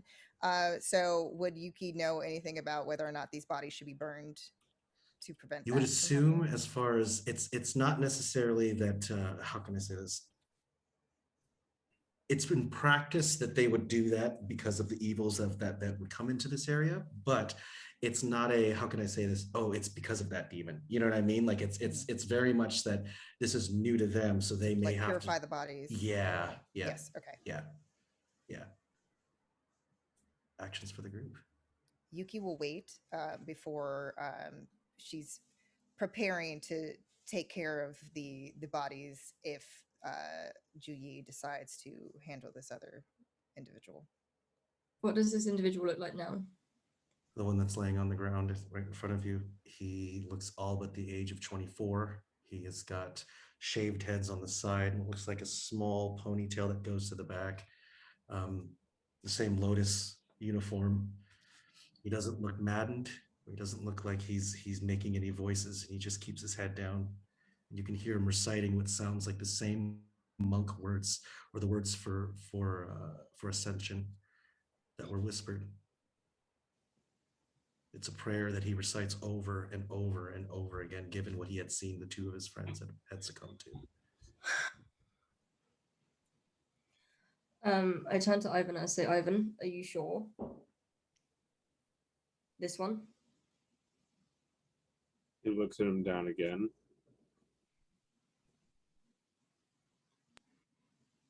Maybe. I hope. Pretty sure. I mean, we could try and leave him and see how that goes. I turn to the general and ask how long they have been here in this city. We've been here for 8 hours. Okay. Okay. I still holding my scimitar. I must do what has to be done. Unless we want to, I turn to the group and say, keep this one and see what happens. As they haven't seemed to have maddened quite yet. A suggestion, my lady. What I would assume, which Ray also correct me if I'm wrong, what I would assume is that the entity that I saw without the city, maybe if you lock the head of the snake, that the rest of it kind of falls back to normal. But I could be wrong. You remember the old man that we talked with at the beginning? I definitely think that he was the one that's kind of done all this mess. Mm-hmm. Okay. I'd say we'll keep this one for now. We'll see how the symptoms fare, but we keep them under wraps and under control. Those who are still healthy enough. Can I see your hands? I want to see everyone's hands now. And they start to reveal their hands. They show the same pock marks that are growing at their fingertips. And in all this confusion, Shoyi, this is what you're realizing is what looks on the ground, the sword that you're holding in your hand, the two bodies that are separated, the soldiers that are looking at each other. This is the corruption. This is it. You have Qorvashi swordsmen or Qorvashi warriors looking at each other, trying to figure out should they kill what could be innocent. What would you like to do? Okay, those who have not shown symptoms, those who have not been corrupted in a sense, leave now. Leave the city, but do not go back to Qorvi quite yet. Do not go back to the village. Because Where should we go? Just away from this land for now. Rest, please. Just away from this darkened, corrupted, messed up land. Okay, just somewhere where it doesn't look like this. And stay safe, please. If anything were to happen, and I'm trusting you, General, come back. Understood. Keep everyone safe.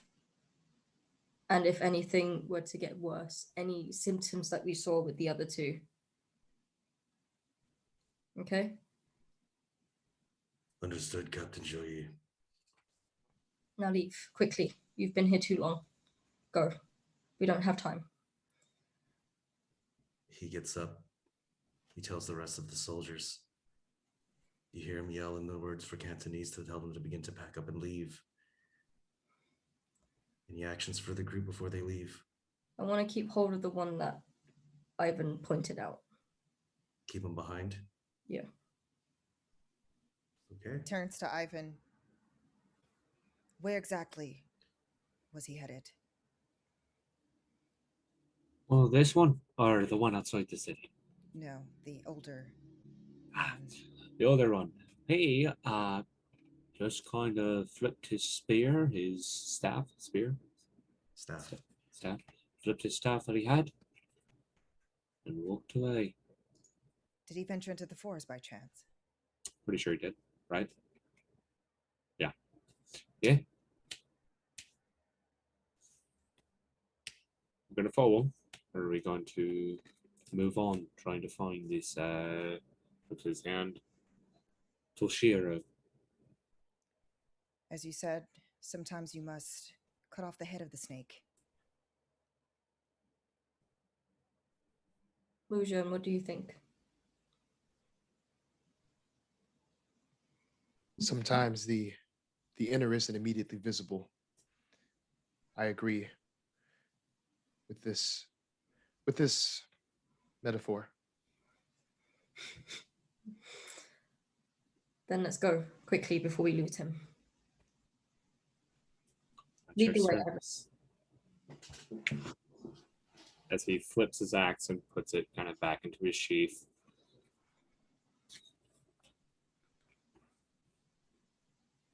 Heading towards the. All I'm right. right behind Ivan. Gotcha. And now I've got Ivan in front, Mujin behind, Zhouyi and Yuki. Where are you? I'm going to stand next to Ivan. Okay. Mhm. I would be All right. behind, but then I'm also too wanting to take a look at the surroundings. You would walk out of the See city. what I perceive. Oh, can someone keep a you would- hold of that guy, by the way? I forgot. So you have one soldier. Are you bringing him along with you? Are you keeping him in the city? How are you doing with this soldier? I think we should take him with us. I don't trust him anymore.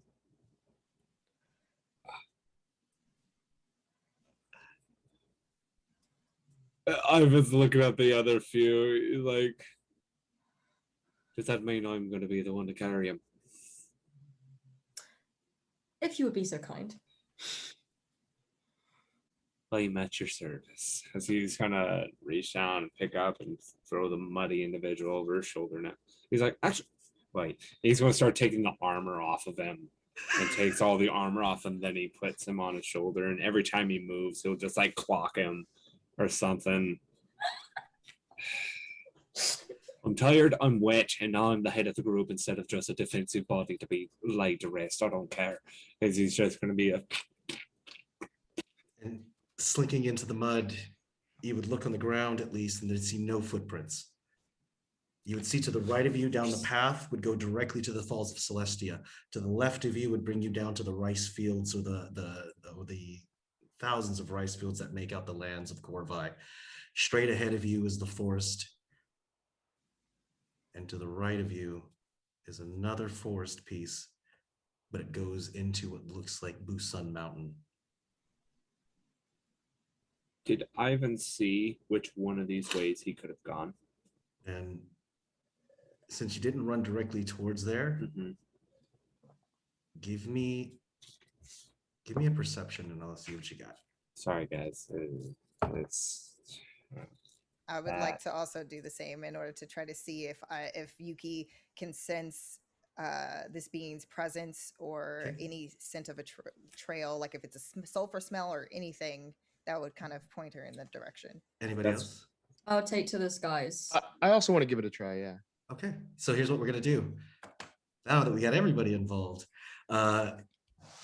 Ivan, before we give you your score, I want Mujin as well to give me investigation as well. Yuki, if you want to give me an Arcana. Yes. I'm gonna do guidance. Oh, there we go. Go.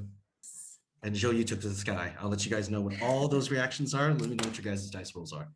Yeah. So if I can, oh generous DM, Yuki will place a hand on each of the members to cast her guidance, which is a bright light kind of emanating a warm feeling, almost like a little massage for each of our members. Okay. Light, consent. All right, let's do it. You got guidance. Let me know what you guys' rolls are.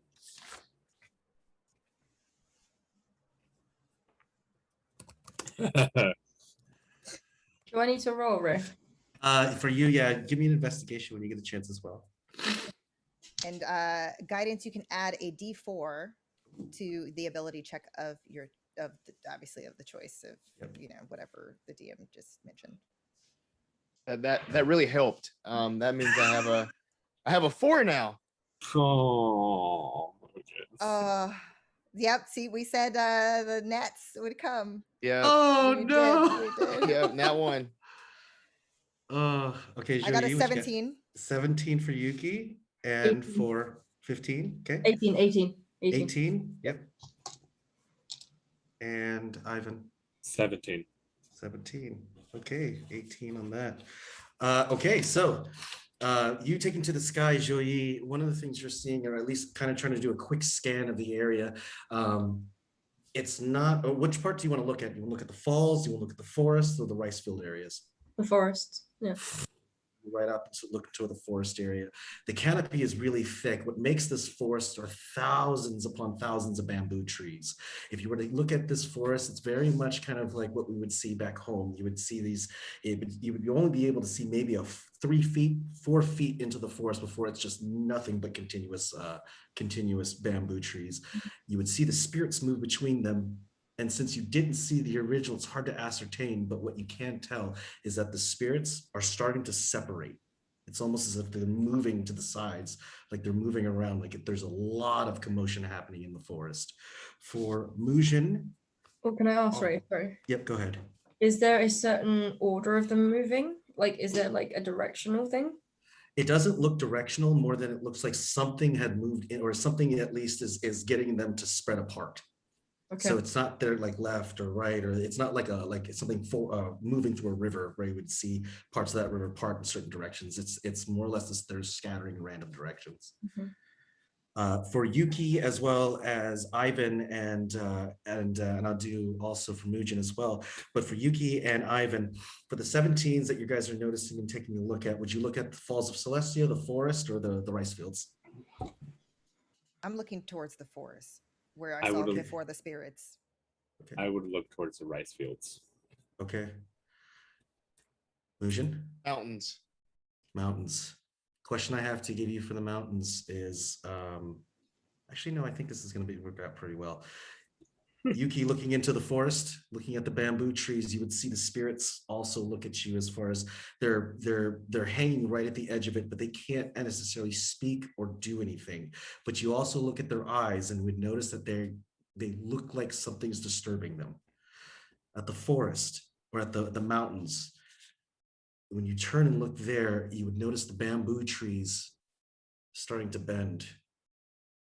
You would also notice the greenery starting to fade to gray. It is as if the forest itself is starting to become the same color of the grounds that you had just seen in Busan. Something spreading fast.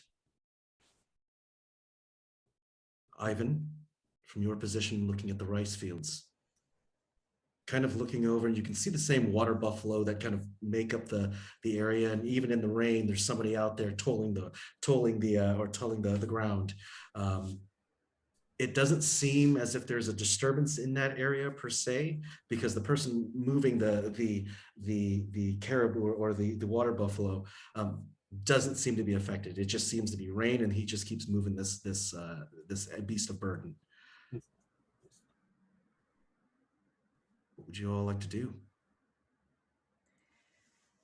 Yuki takes a moment, and you'll see her place her hand to her chest, and you'll see kind of a almost, it looks like a shimmery kind of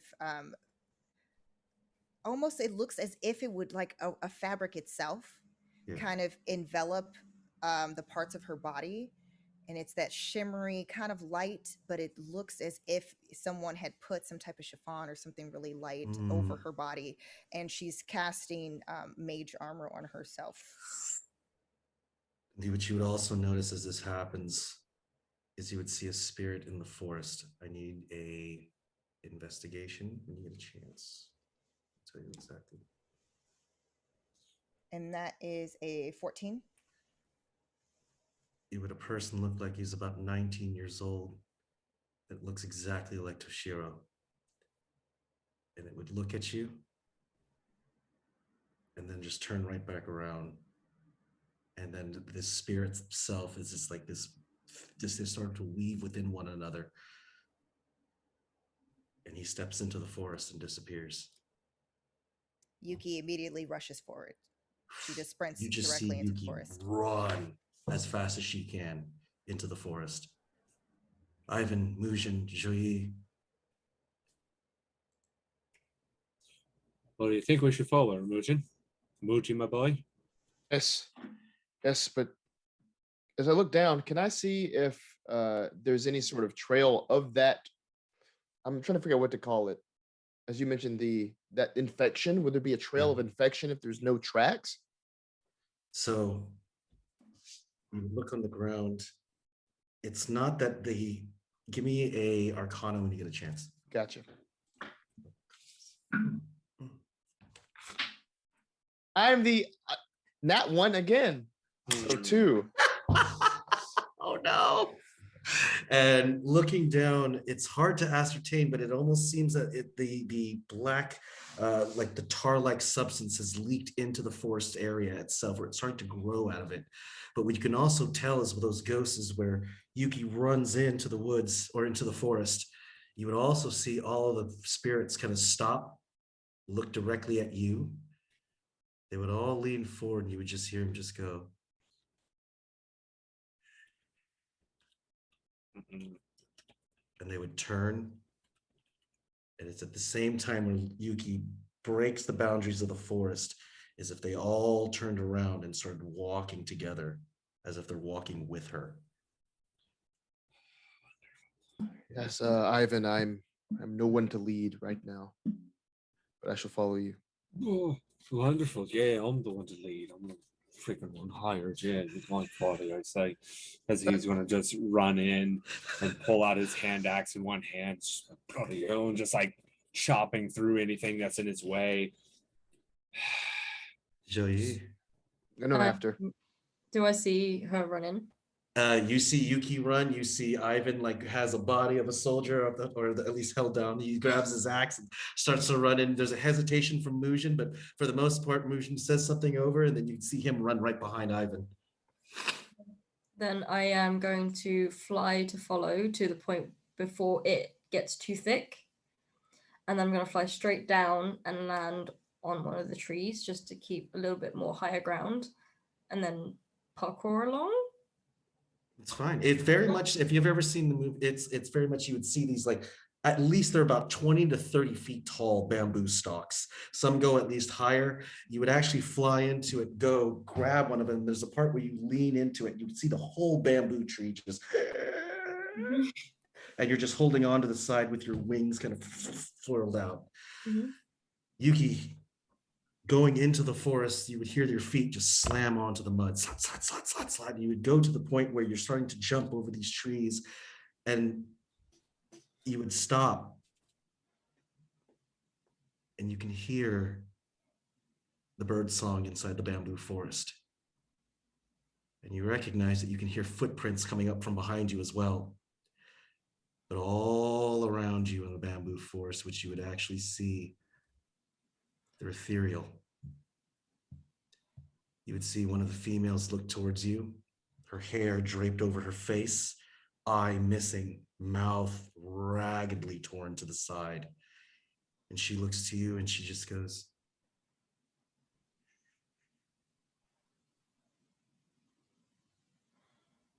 "These are lost souls. Souls that were not able to be given a peaceful death or a peaceful grievance." The female that stands in front of you and the ghosts that are around you right now. Before Ivan and Mujin, and I give actions to Joey, Yuki, what would you like to do? Using at least maybe my knowledge of that I gained before of this being and how it works, would she be able to figure out the direction that she needs to proceed forward in order to get to this man? So you would look into the forest and it would almost seem as the fog begins to grow around it. You can hear the footsteps go, but they seem to be in a different direction. You can hear Mujin and Ivan. You can hear Joyi as well. You look around, and what you see are the ghosts. They look at you. You couldn't protect us.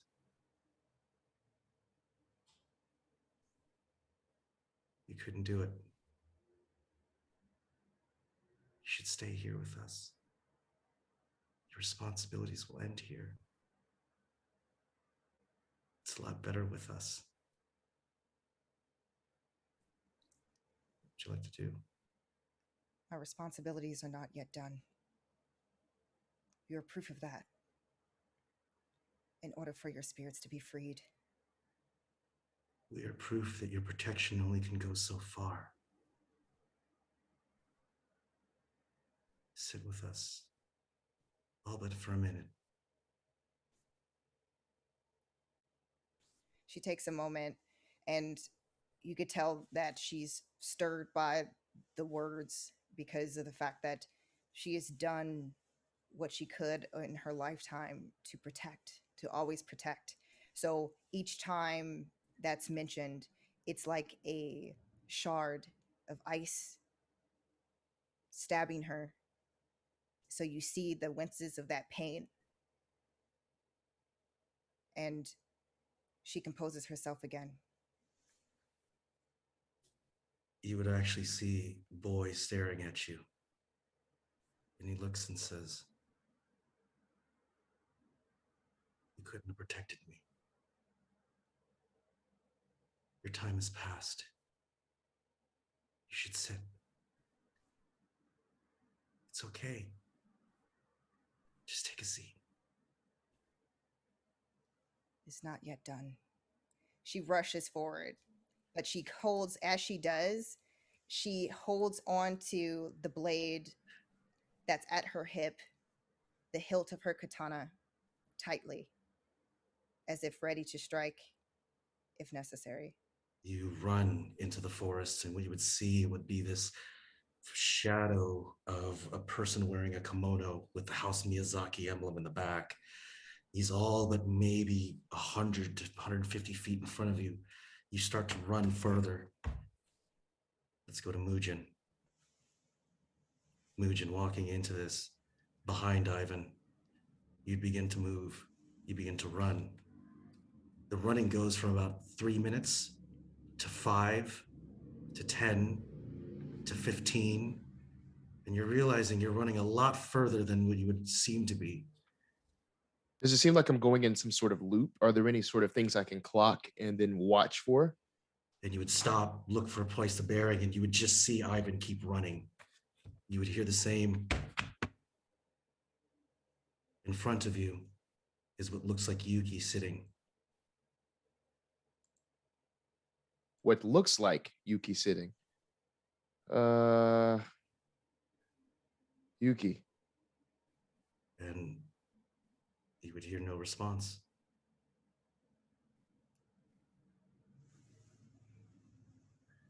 Yuki. No response. I'm going to walk around, all the while watching. You would see its face move as if it's trying to maintain some kind of form of reality. You would see it tear to the left and to the right, but you would hear this. How does it feel to fail them all?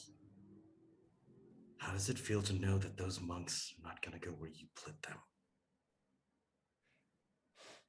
Lies. Nothing but lies. Oh no, my friend. It's a lot more than that. You would see the same, it struggle, its face begin to just move to the side. And like I said, it raises its head and it starts to move as if the neck was broken at some point. You see it look at you. You hear this mouth open up, and you would smell brimstone coming from this figure sitting in front of you. How does it feel to doom them all? I'm going to use my medallion of thoughts to see if I can see any sort of inner workings of this, to try to figure out what exactly this creature is or who this person is. If there's anything else bouncing around in their mind other than what they're telling me. You would go to grab your amulet. What are you doing with that amulet? How are you engaging with it? How are you interacting with it? So it's around my neck, and again, it's like a sort of small golden skull. I just clutch it right around the temple areas of where it would be, and blocking out this person in front of me. My eyes go closed, and I just focus, listening, almost as if I'm sort of tuning into where the ears and the temple area would be on this thing. You would open up your eyes and you would see all of the spirits stand in unison. You would see the body or this person laying on the ground that looks exactly like Yuki. She would get up. She would look at you. At the same time, those same spirits. Tell us a prayer, monk. Tell us the failures that you already created upon the people here. I will not be mocked. Tell us the unspeakable horrors you're going to expose them to in all but months from now. You can't shake me. He starts breathing in, holding it. It's deep. An exhale. I have learned to be serene in the face of evils. You will not shake me today. You are not Yuki. Yuki would not be so weak. And when you say that word, what would be standing in front of you stands about 8'7". It has what looks like a large pot belly. Its arms large. Its stance wide. You would see these tusks that come out of its mouth, a mask that looks like it's been welded to its face because the skin around it has been infected. You would see pustules do the same reason. Its eye kind of sink to the side. You would see it stare right at you. And you would hear just all but a small few words spoken from this person. But it would look to you and tell you, the boy is mine. No. Not if we have anything to say about it. And I just start calling out, for each of the, for Joe Yi, for Yuki, for Ivan, to see if they can, if they're in any sort of adjacent space in wherever we are now. And you turn, and that's when you would see, as you start yelling the names, you're surrounded by the same bamboo forest, with bamboo trees. You start yelling, and yelling. You hear nothing. Let's go to Ivan. Ivan, as you're running through this bamboo forest, you can hear Mujun behind you. Stop, stop, stop. Just 1 minute, 1 minute, 1 minute. Just stop. He will slow and kind of hop a second on his front leg, look back. What's taking so long? Come on. We've got to catch up with Yuki. She's already moved forward. I can't protect all of you if you all scatter like a pig-brained set of mullets. Slayer.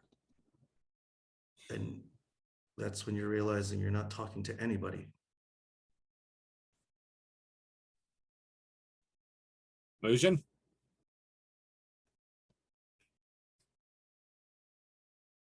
Mujun? If you kill him here, no one will know.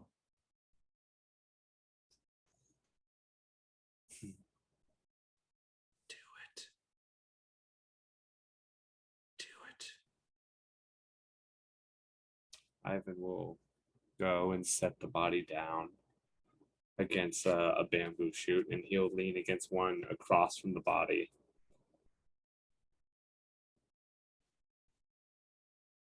So who do I have the pleasure of talking to? Then you would see your shadow walk right out, go up to the boy, take his finger, and start to trace around his forehead to his nose, and then go with his hands around his throat. No, not quite yet. Not quite yet. Why not? I mean, that's the question, isn't it? They gave you the coin to do it. No one will see you do this. And it's your shadow talking right back to you. That's what you want, right? He's gonna kind of walk up and kind of walk around his shadow, looking at him. Little bit of bloodshed never hurt anyone. I mean, other than the one bleeding. But man, I am damn beautiful. I swear. Look at that. I had a nice jawline too. But the problem is you don't quite have the right smile. And that's kind of what makes me. And as he smiles, like the scars kind of not open, but they flex a bit. He looks to you, and you would see him as he's standing there watching you do this. The shadow lifts the head of this person and tells you it'll either kill your friends or kill you in your sleep. The choice is easy. No one will know. I'll keep your secret for you.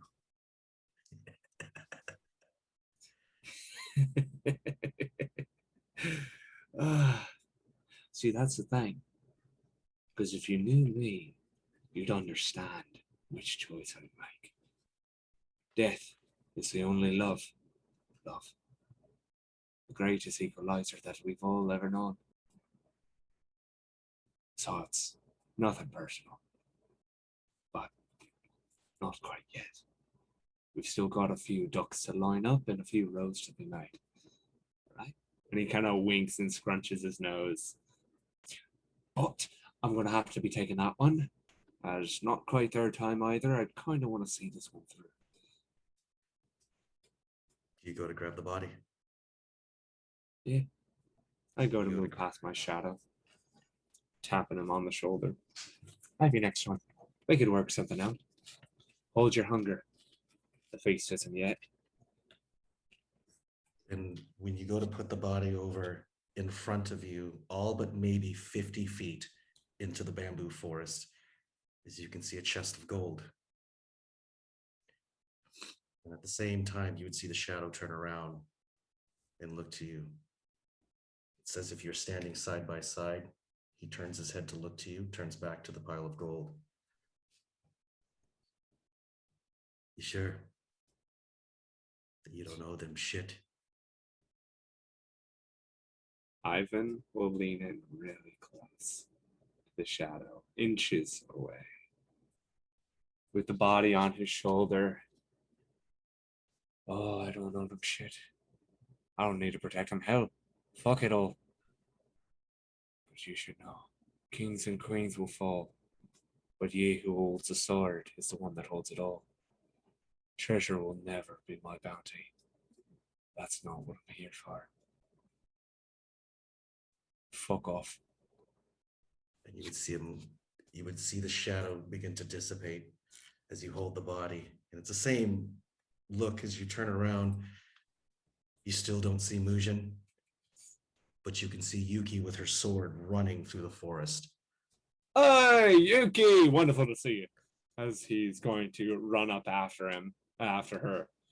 I seem to have lost Mujin. His grace Arias possibly fell back a little bit, but I'm here with you now. What you see? What you doing? Stay alert. Alert I You am. saw, didn't you? I saw a lot, but what are we seeing? The deceptions, the lies. They will continue to come after us in such way. It is the way that they function, the way that it functions. Little morbid, but I see what you're saying. Just stay focused. But I'm glad that you weren't deceived. Oh, never. Not my kind and smart, humble mind. And with Zhou, we go to you. As you watch Mujin wander, you see him yelling names, but from the distance that you're at, you can see him just wandering.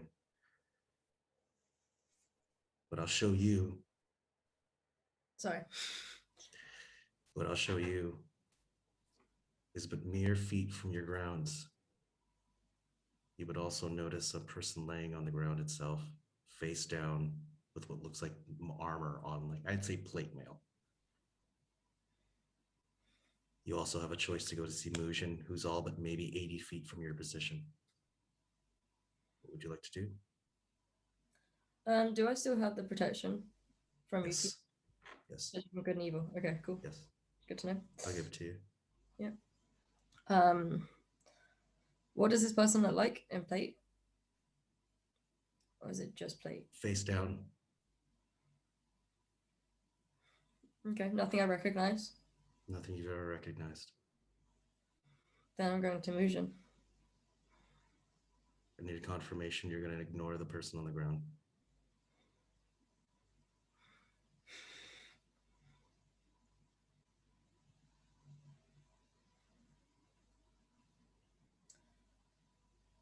Yes. Okay. You walk past, you would see what looks like armor that this person individual wears. And you would walk past the person's body. Mujin, you can hear wings.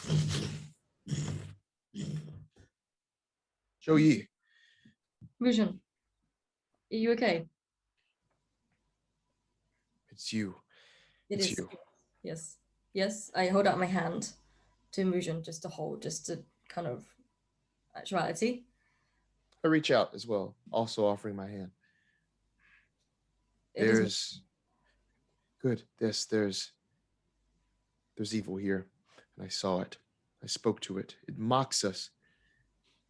We must be strong. And I look into the direction of where I saw this large figure, and I presume it's gone now. Mhm. That's the Right? part you turn and look. It ain't gone. Oh, okay, good. Perfect. Usually this happens where it's gone and like, oh no. Perfect. Yeah, it's very much still there. Like it ain't You gone. look back. Ah, Here's my friend. No, Be I'm glad, gone. yeah. Be gone. this is Steve. Not gone. Great. Do I see it, Ray? No. From what you can see from that location, he's staring at bamboo trees. I said, Mujun, what are you looking at? We need to go. What am I looking at? I see bamboo trees. I don't know what you see. There's something there, and it mocks me. I won't let it. I won't let it mock you. We must find the others. Which way did Ivan go? He kept walking this way, and I point to the last direction I saw him walking. He walked this way. We have to go. I say, Mujun, do you trust me? Yes. Okay. I grab his hand. I tell him, close your eyes. Keep them closed. And I close my eyes while my other senses are also working. Do I still see the body on the floor? Yes. Okay. Well, I drag Mujin and we run in the direction of he pointed where Ivan was running towards. And I just pull him and drag him and we run as fast as we can. I say, we're running. We're going now. And Joyi and Mujin, you would run into Yuki and Ivan as well. I say, oh my god, I found you guys. Are you guys okay? Is everyone okay? Of course, I'm pretty sure that you guys all have experienced, well, what I experienced. I don't know Yes. The images, the spirits. I didn't see anything. All I saw was a body face down on the ground, and I didn't run to it. I ran to Mujin instead. I saw you walking aimlessly, so I came to help you instead. I wasn't spoken to. Nothing had interacted with me. I see. I saw you, Yuki. Well, someone pretending to be you. It was this almost like ogre that transformed from you, and I'm gonna look around and see if we've been followed. Give me an investigation when you get a chance. Will do. Joey, 11. Yes. how much gold did I get when we first started this mission? He's just gonna kind of be looking at his fingernails, or looking at his fingernails. I don't know. I couldn't answer it then. I can't answer that now. Yuki, how much gold did I get when we first started this mission? Unable to answer your question. I doubt that I will be of any help. And that's what you're ascertaining is nobody has the total value of what you're supposed to receive, Ivan. Sitting in this forest, breathing in this fog. You're realizing this. Dang it, sorry. Josh thought that they had known in the beginning. Um, Ivan would like to, maybe going back retconning a bit, Ivan would like to give a good look over Joe Yi and Mujin. Taking off your, are you looking at them with your eye or are you? No, just looking them over with my right eye. What are you looking for specifically? Just seeing if there's differences, if there's anything that's off about their appearance. It's not polite to stare. I see you're taking my advice, making sure that you look beyond just the surface. I'm But I trying. can guarantee that they are who they are. However, we must again stay alert and aware of our surroundings. This thing is playing games. Schemes and deception are what it's good at.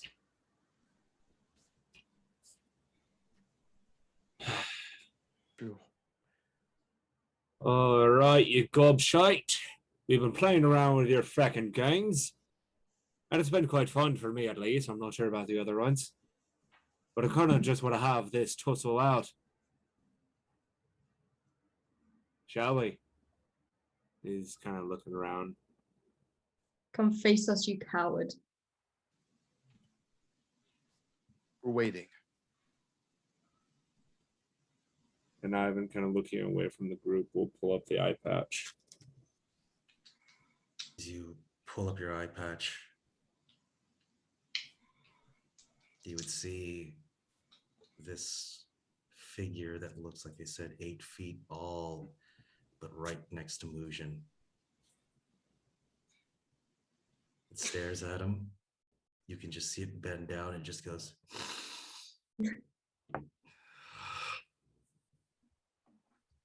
As it takes a big whiff. I'm pissed. You're the only one who sees it, Ivan. Mujin, Ivan. you seem to be rather tasty, to say the least.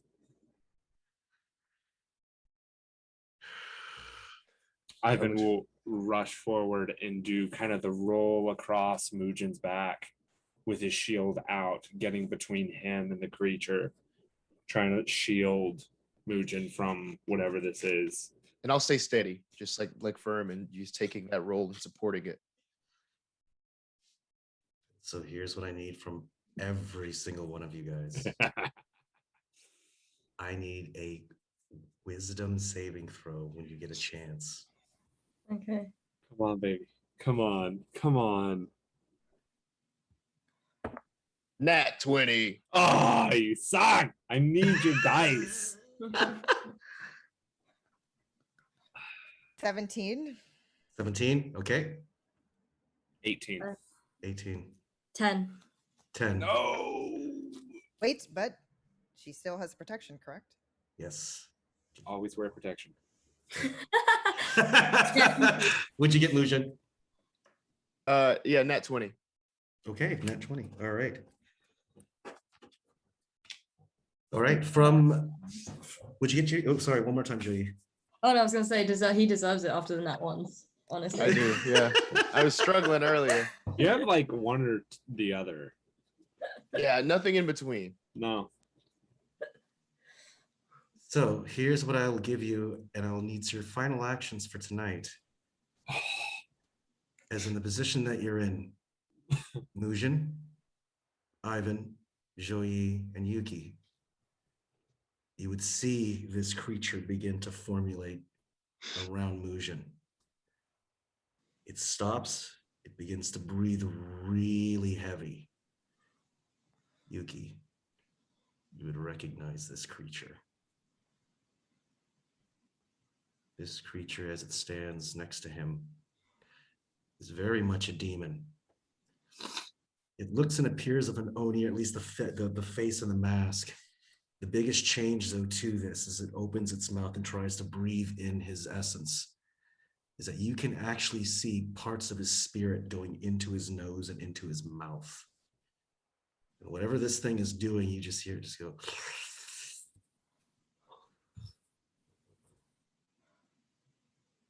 And it just stays there. It begins to walk.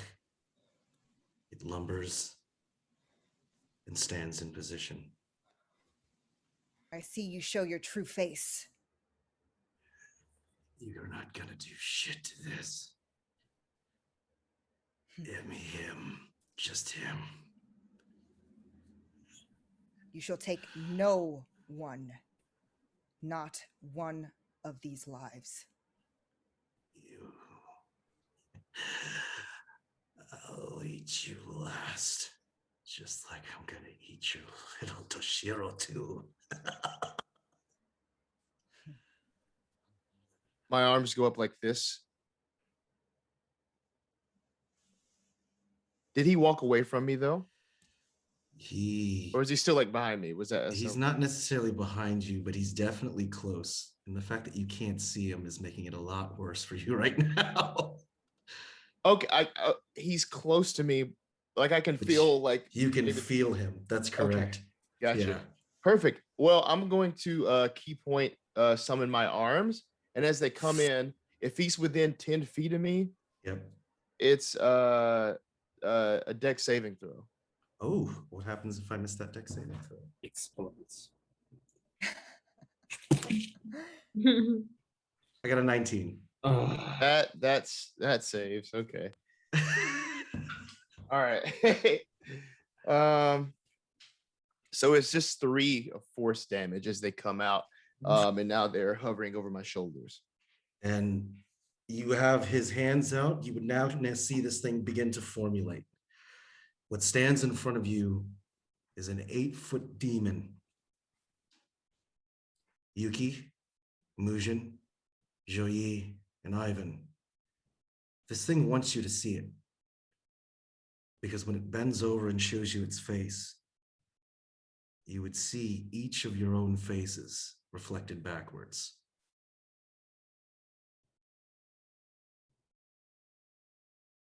Final actions for tonight. Yuki, what would you like to do? And how close is Mujin to said individual? He's about 10 feet from this thing. So that means that he could potentially be in range of a certain attack. I see.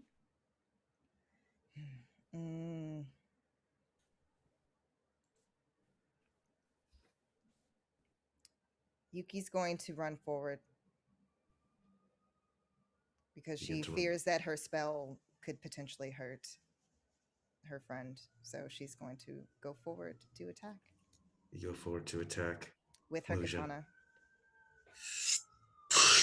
Bring out your sword. Give me an attack roll when you get a chance.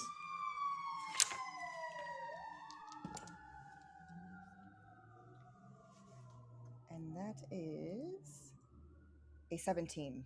17, you take out the blade. And the thing that you would notice from this is this creature brings out what looks like a long staff with a very large axe handle at the very end of it. And it almost looks like it goes directly upwards, almost like a quarter staff, at least the length. You go to make your swing with your sword, and that's when you realize it slams right into his axe. This one's fast. Anything else you'd like to do? As it rebounds right off, you hear it right off of it. You will see where almost as if there is a spectral dragon that fuses its body. It's a gold shimmering image of a dragon, and it almost looks as if Yuki almost grows in size. It almost doesn't, like, your eyes aren't exactly sure. And in that moment when the two become one, bonus action, she's going to breathe a fire straight into this thing's face. Give me an attack roll. Let me know what you got. So that actually is a dexterity saving throw okay. for I will do it. the demon. 15. It does save. The breath Unfortunately. goes, and you can see it start to spread amongst the bamboo trees. You would see it burst, and you would see this thing move fast, bend over to the. You would see it kind of slide, almost a power slide into it. This thing, the flame hits the actual bamboo, and you would see the bamboo begin to light on fire. Mujun, Ivan, Joye, what would you like to do? After you guys. I'm just trying to really like close in like the range in order to attack this thing as well. Like my fists are out, all of them, and I'm just really want to go in for some hits. And you would see as you begin to move forward, it would take a step back, almost 1 for 1 from you, to stay away from you directly about 10 feet away. Anything else? I keep pressing, like eyes like locked on my face, still just trying to match it as much as I can, trying to keep up, trying to get one sort of move ahead if possible. And you would pick up the speed, and it would be enough to, if you want to give a strike, go ahead.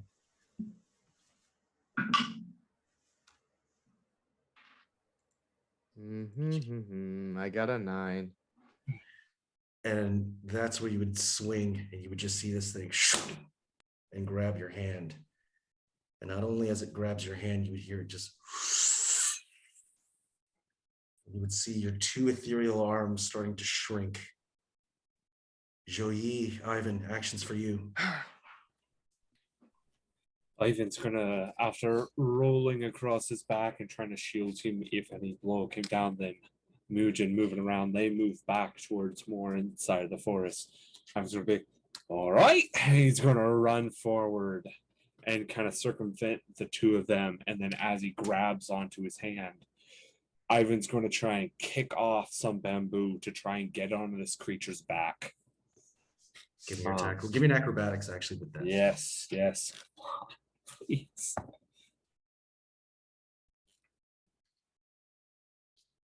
So that's going to be a nat 1.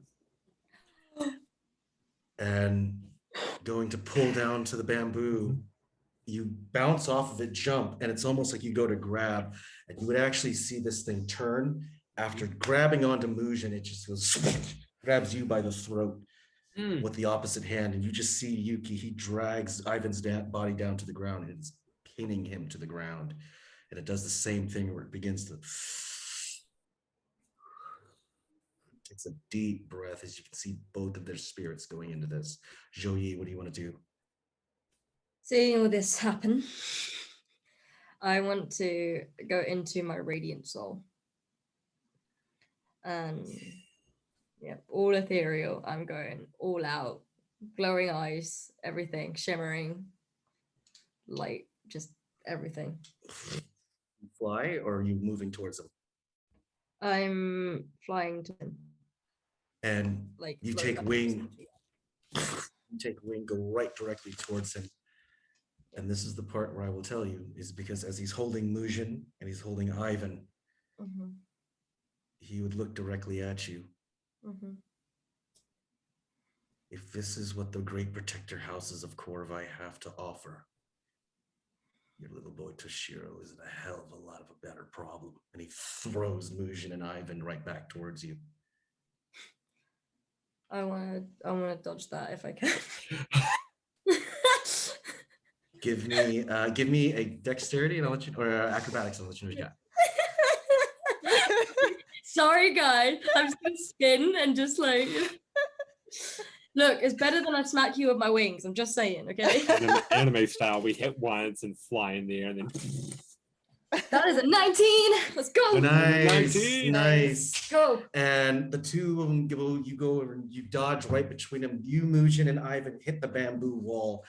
Yuki, what you're staring at right now is this creature stands there. Joye moves to the side. It looks directly to you. Offer me a challenge. or I will take the rest of this land for myself. And you see it step, turn, and begin to walk away, as if it seemed it had just wasted its time with you, as if it's looking. It doesn't even try to turn, doesn't even recognize if you're going to try to jump it from behind. It just moves. All of you are staring at this thing.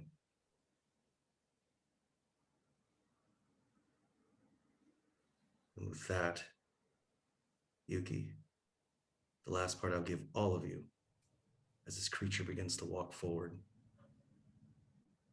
You would see the bamboo forest around you begin to wilt.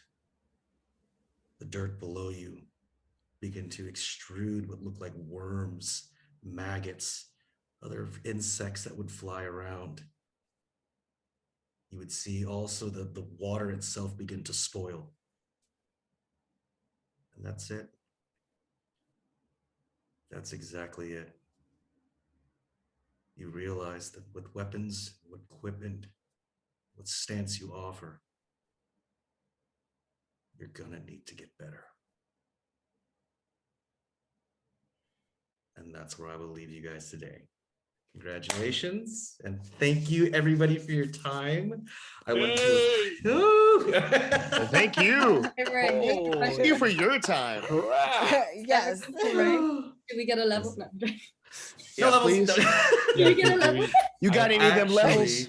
I've been Actually, 3 levels, right? Here's what we're going to do with this. Ooh. Because what I am going to do is, Yuki, congratulations. Mujun, congratulations. Joyi, congratulations on making the decision. And Ivan, congratulations on actually standing up to this thing. You all gain a level. Update your character sheets. Send it over. The excitement is real. I honestly was That's like, it. with Ivan being last, I was like, oh, freak. That's It's it. like, no. Because when we start this, we will start it on the opposite end of the bamboo forest in the Bosun or in Busan Mountains. Why I'm going to show you that is because once you clear this area, the spirits here become a hell of a lot more angrier. Oh, Welcome to the forest of Qorvi. good. Thank you, everybody, and we shall see you next time. thanks. Wonderful. Awesome. Love All you right, guys. see ya. The freak.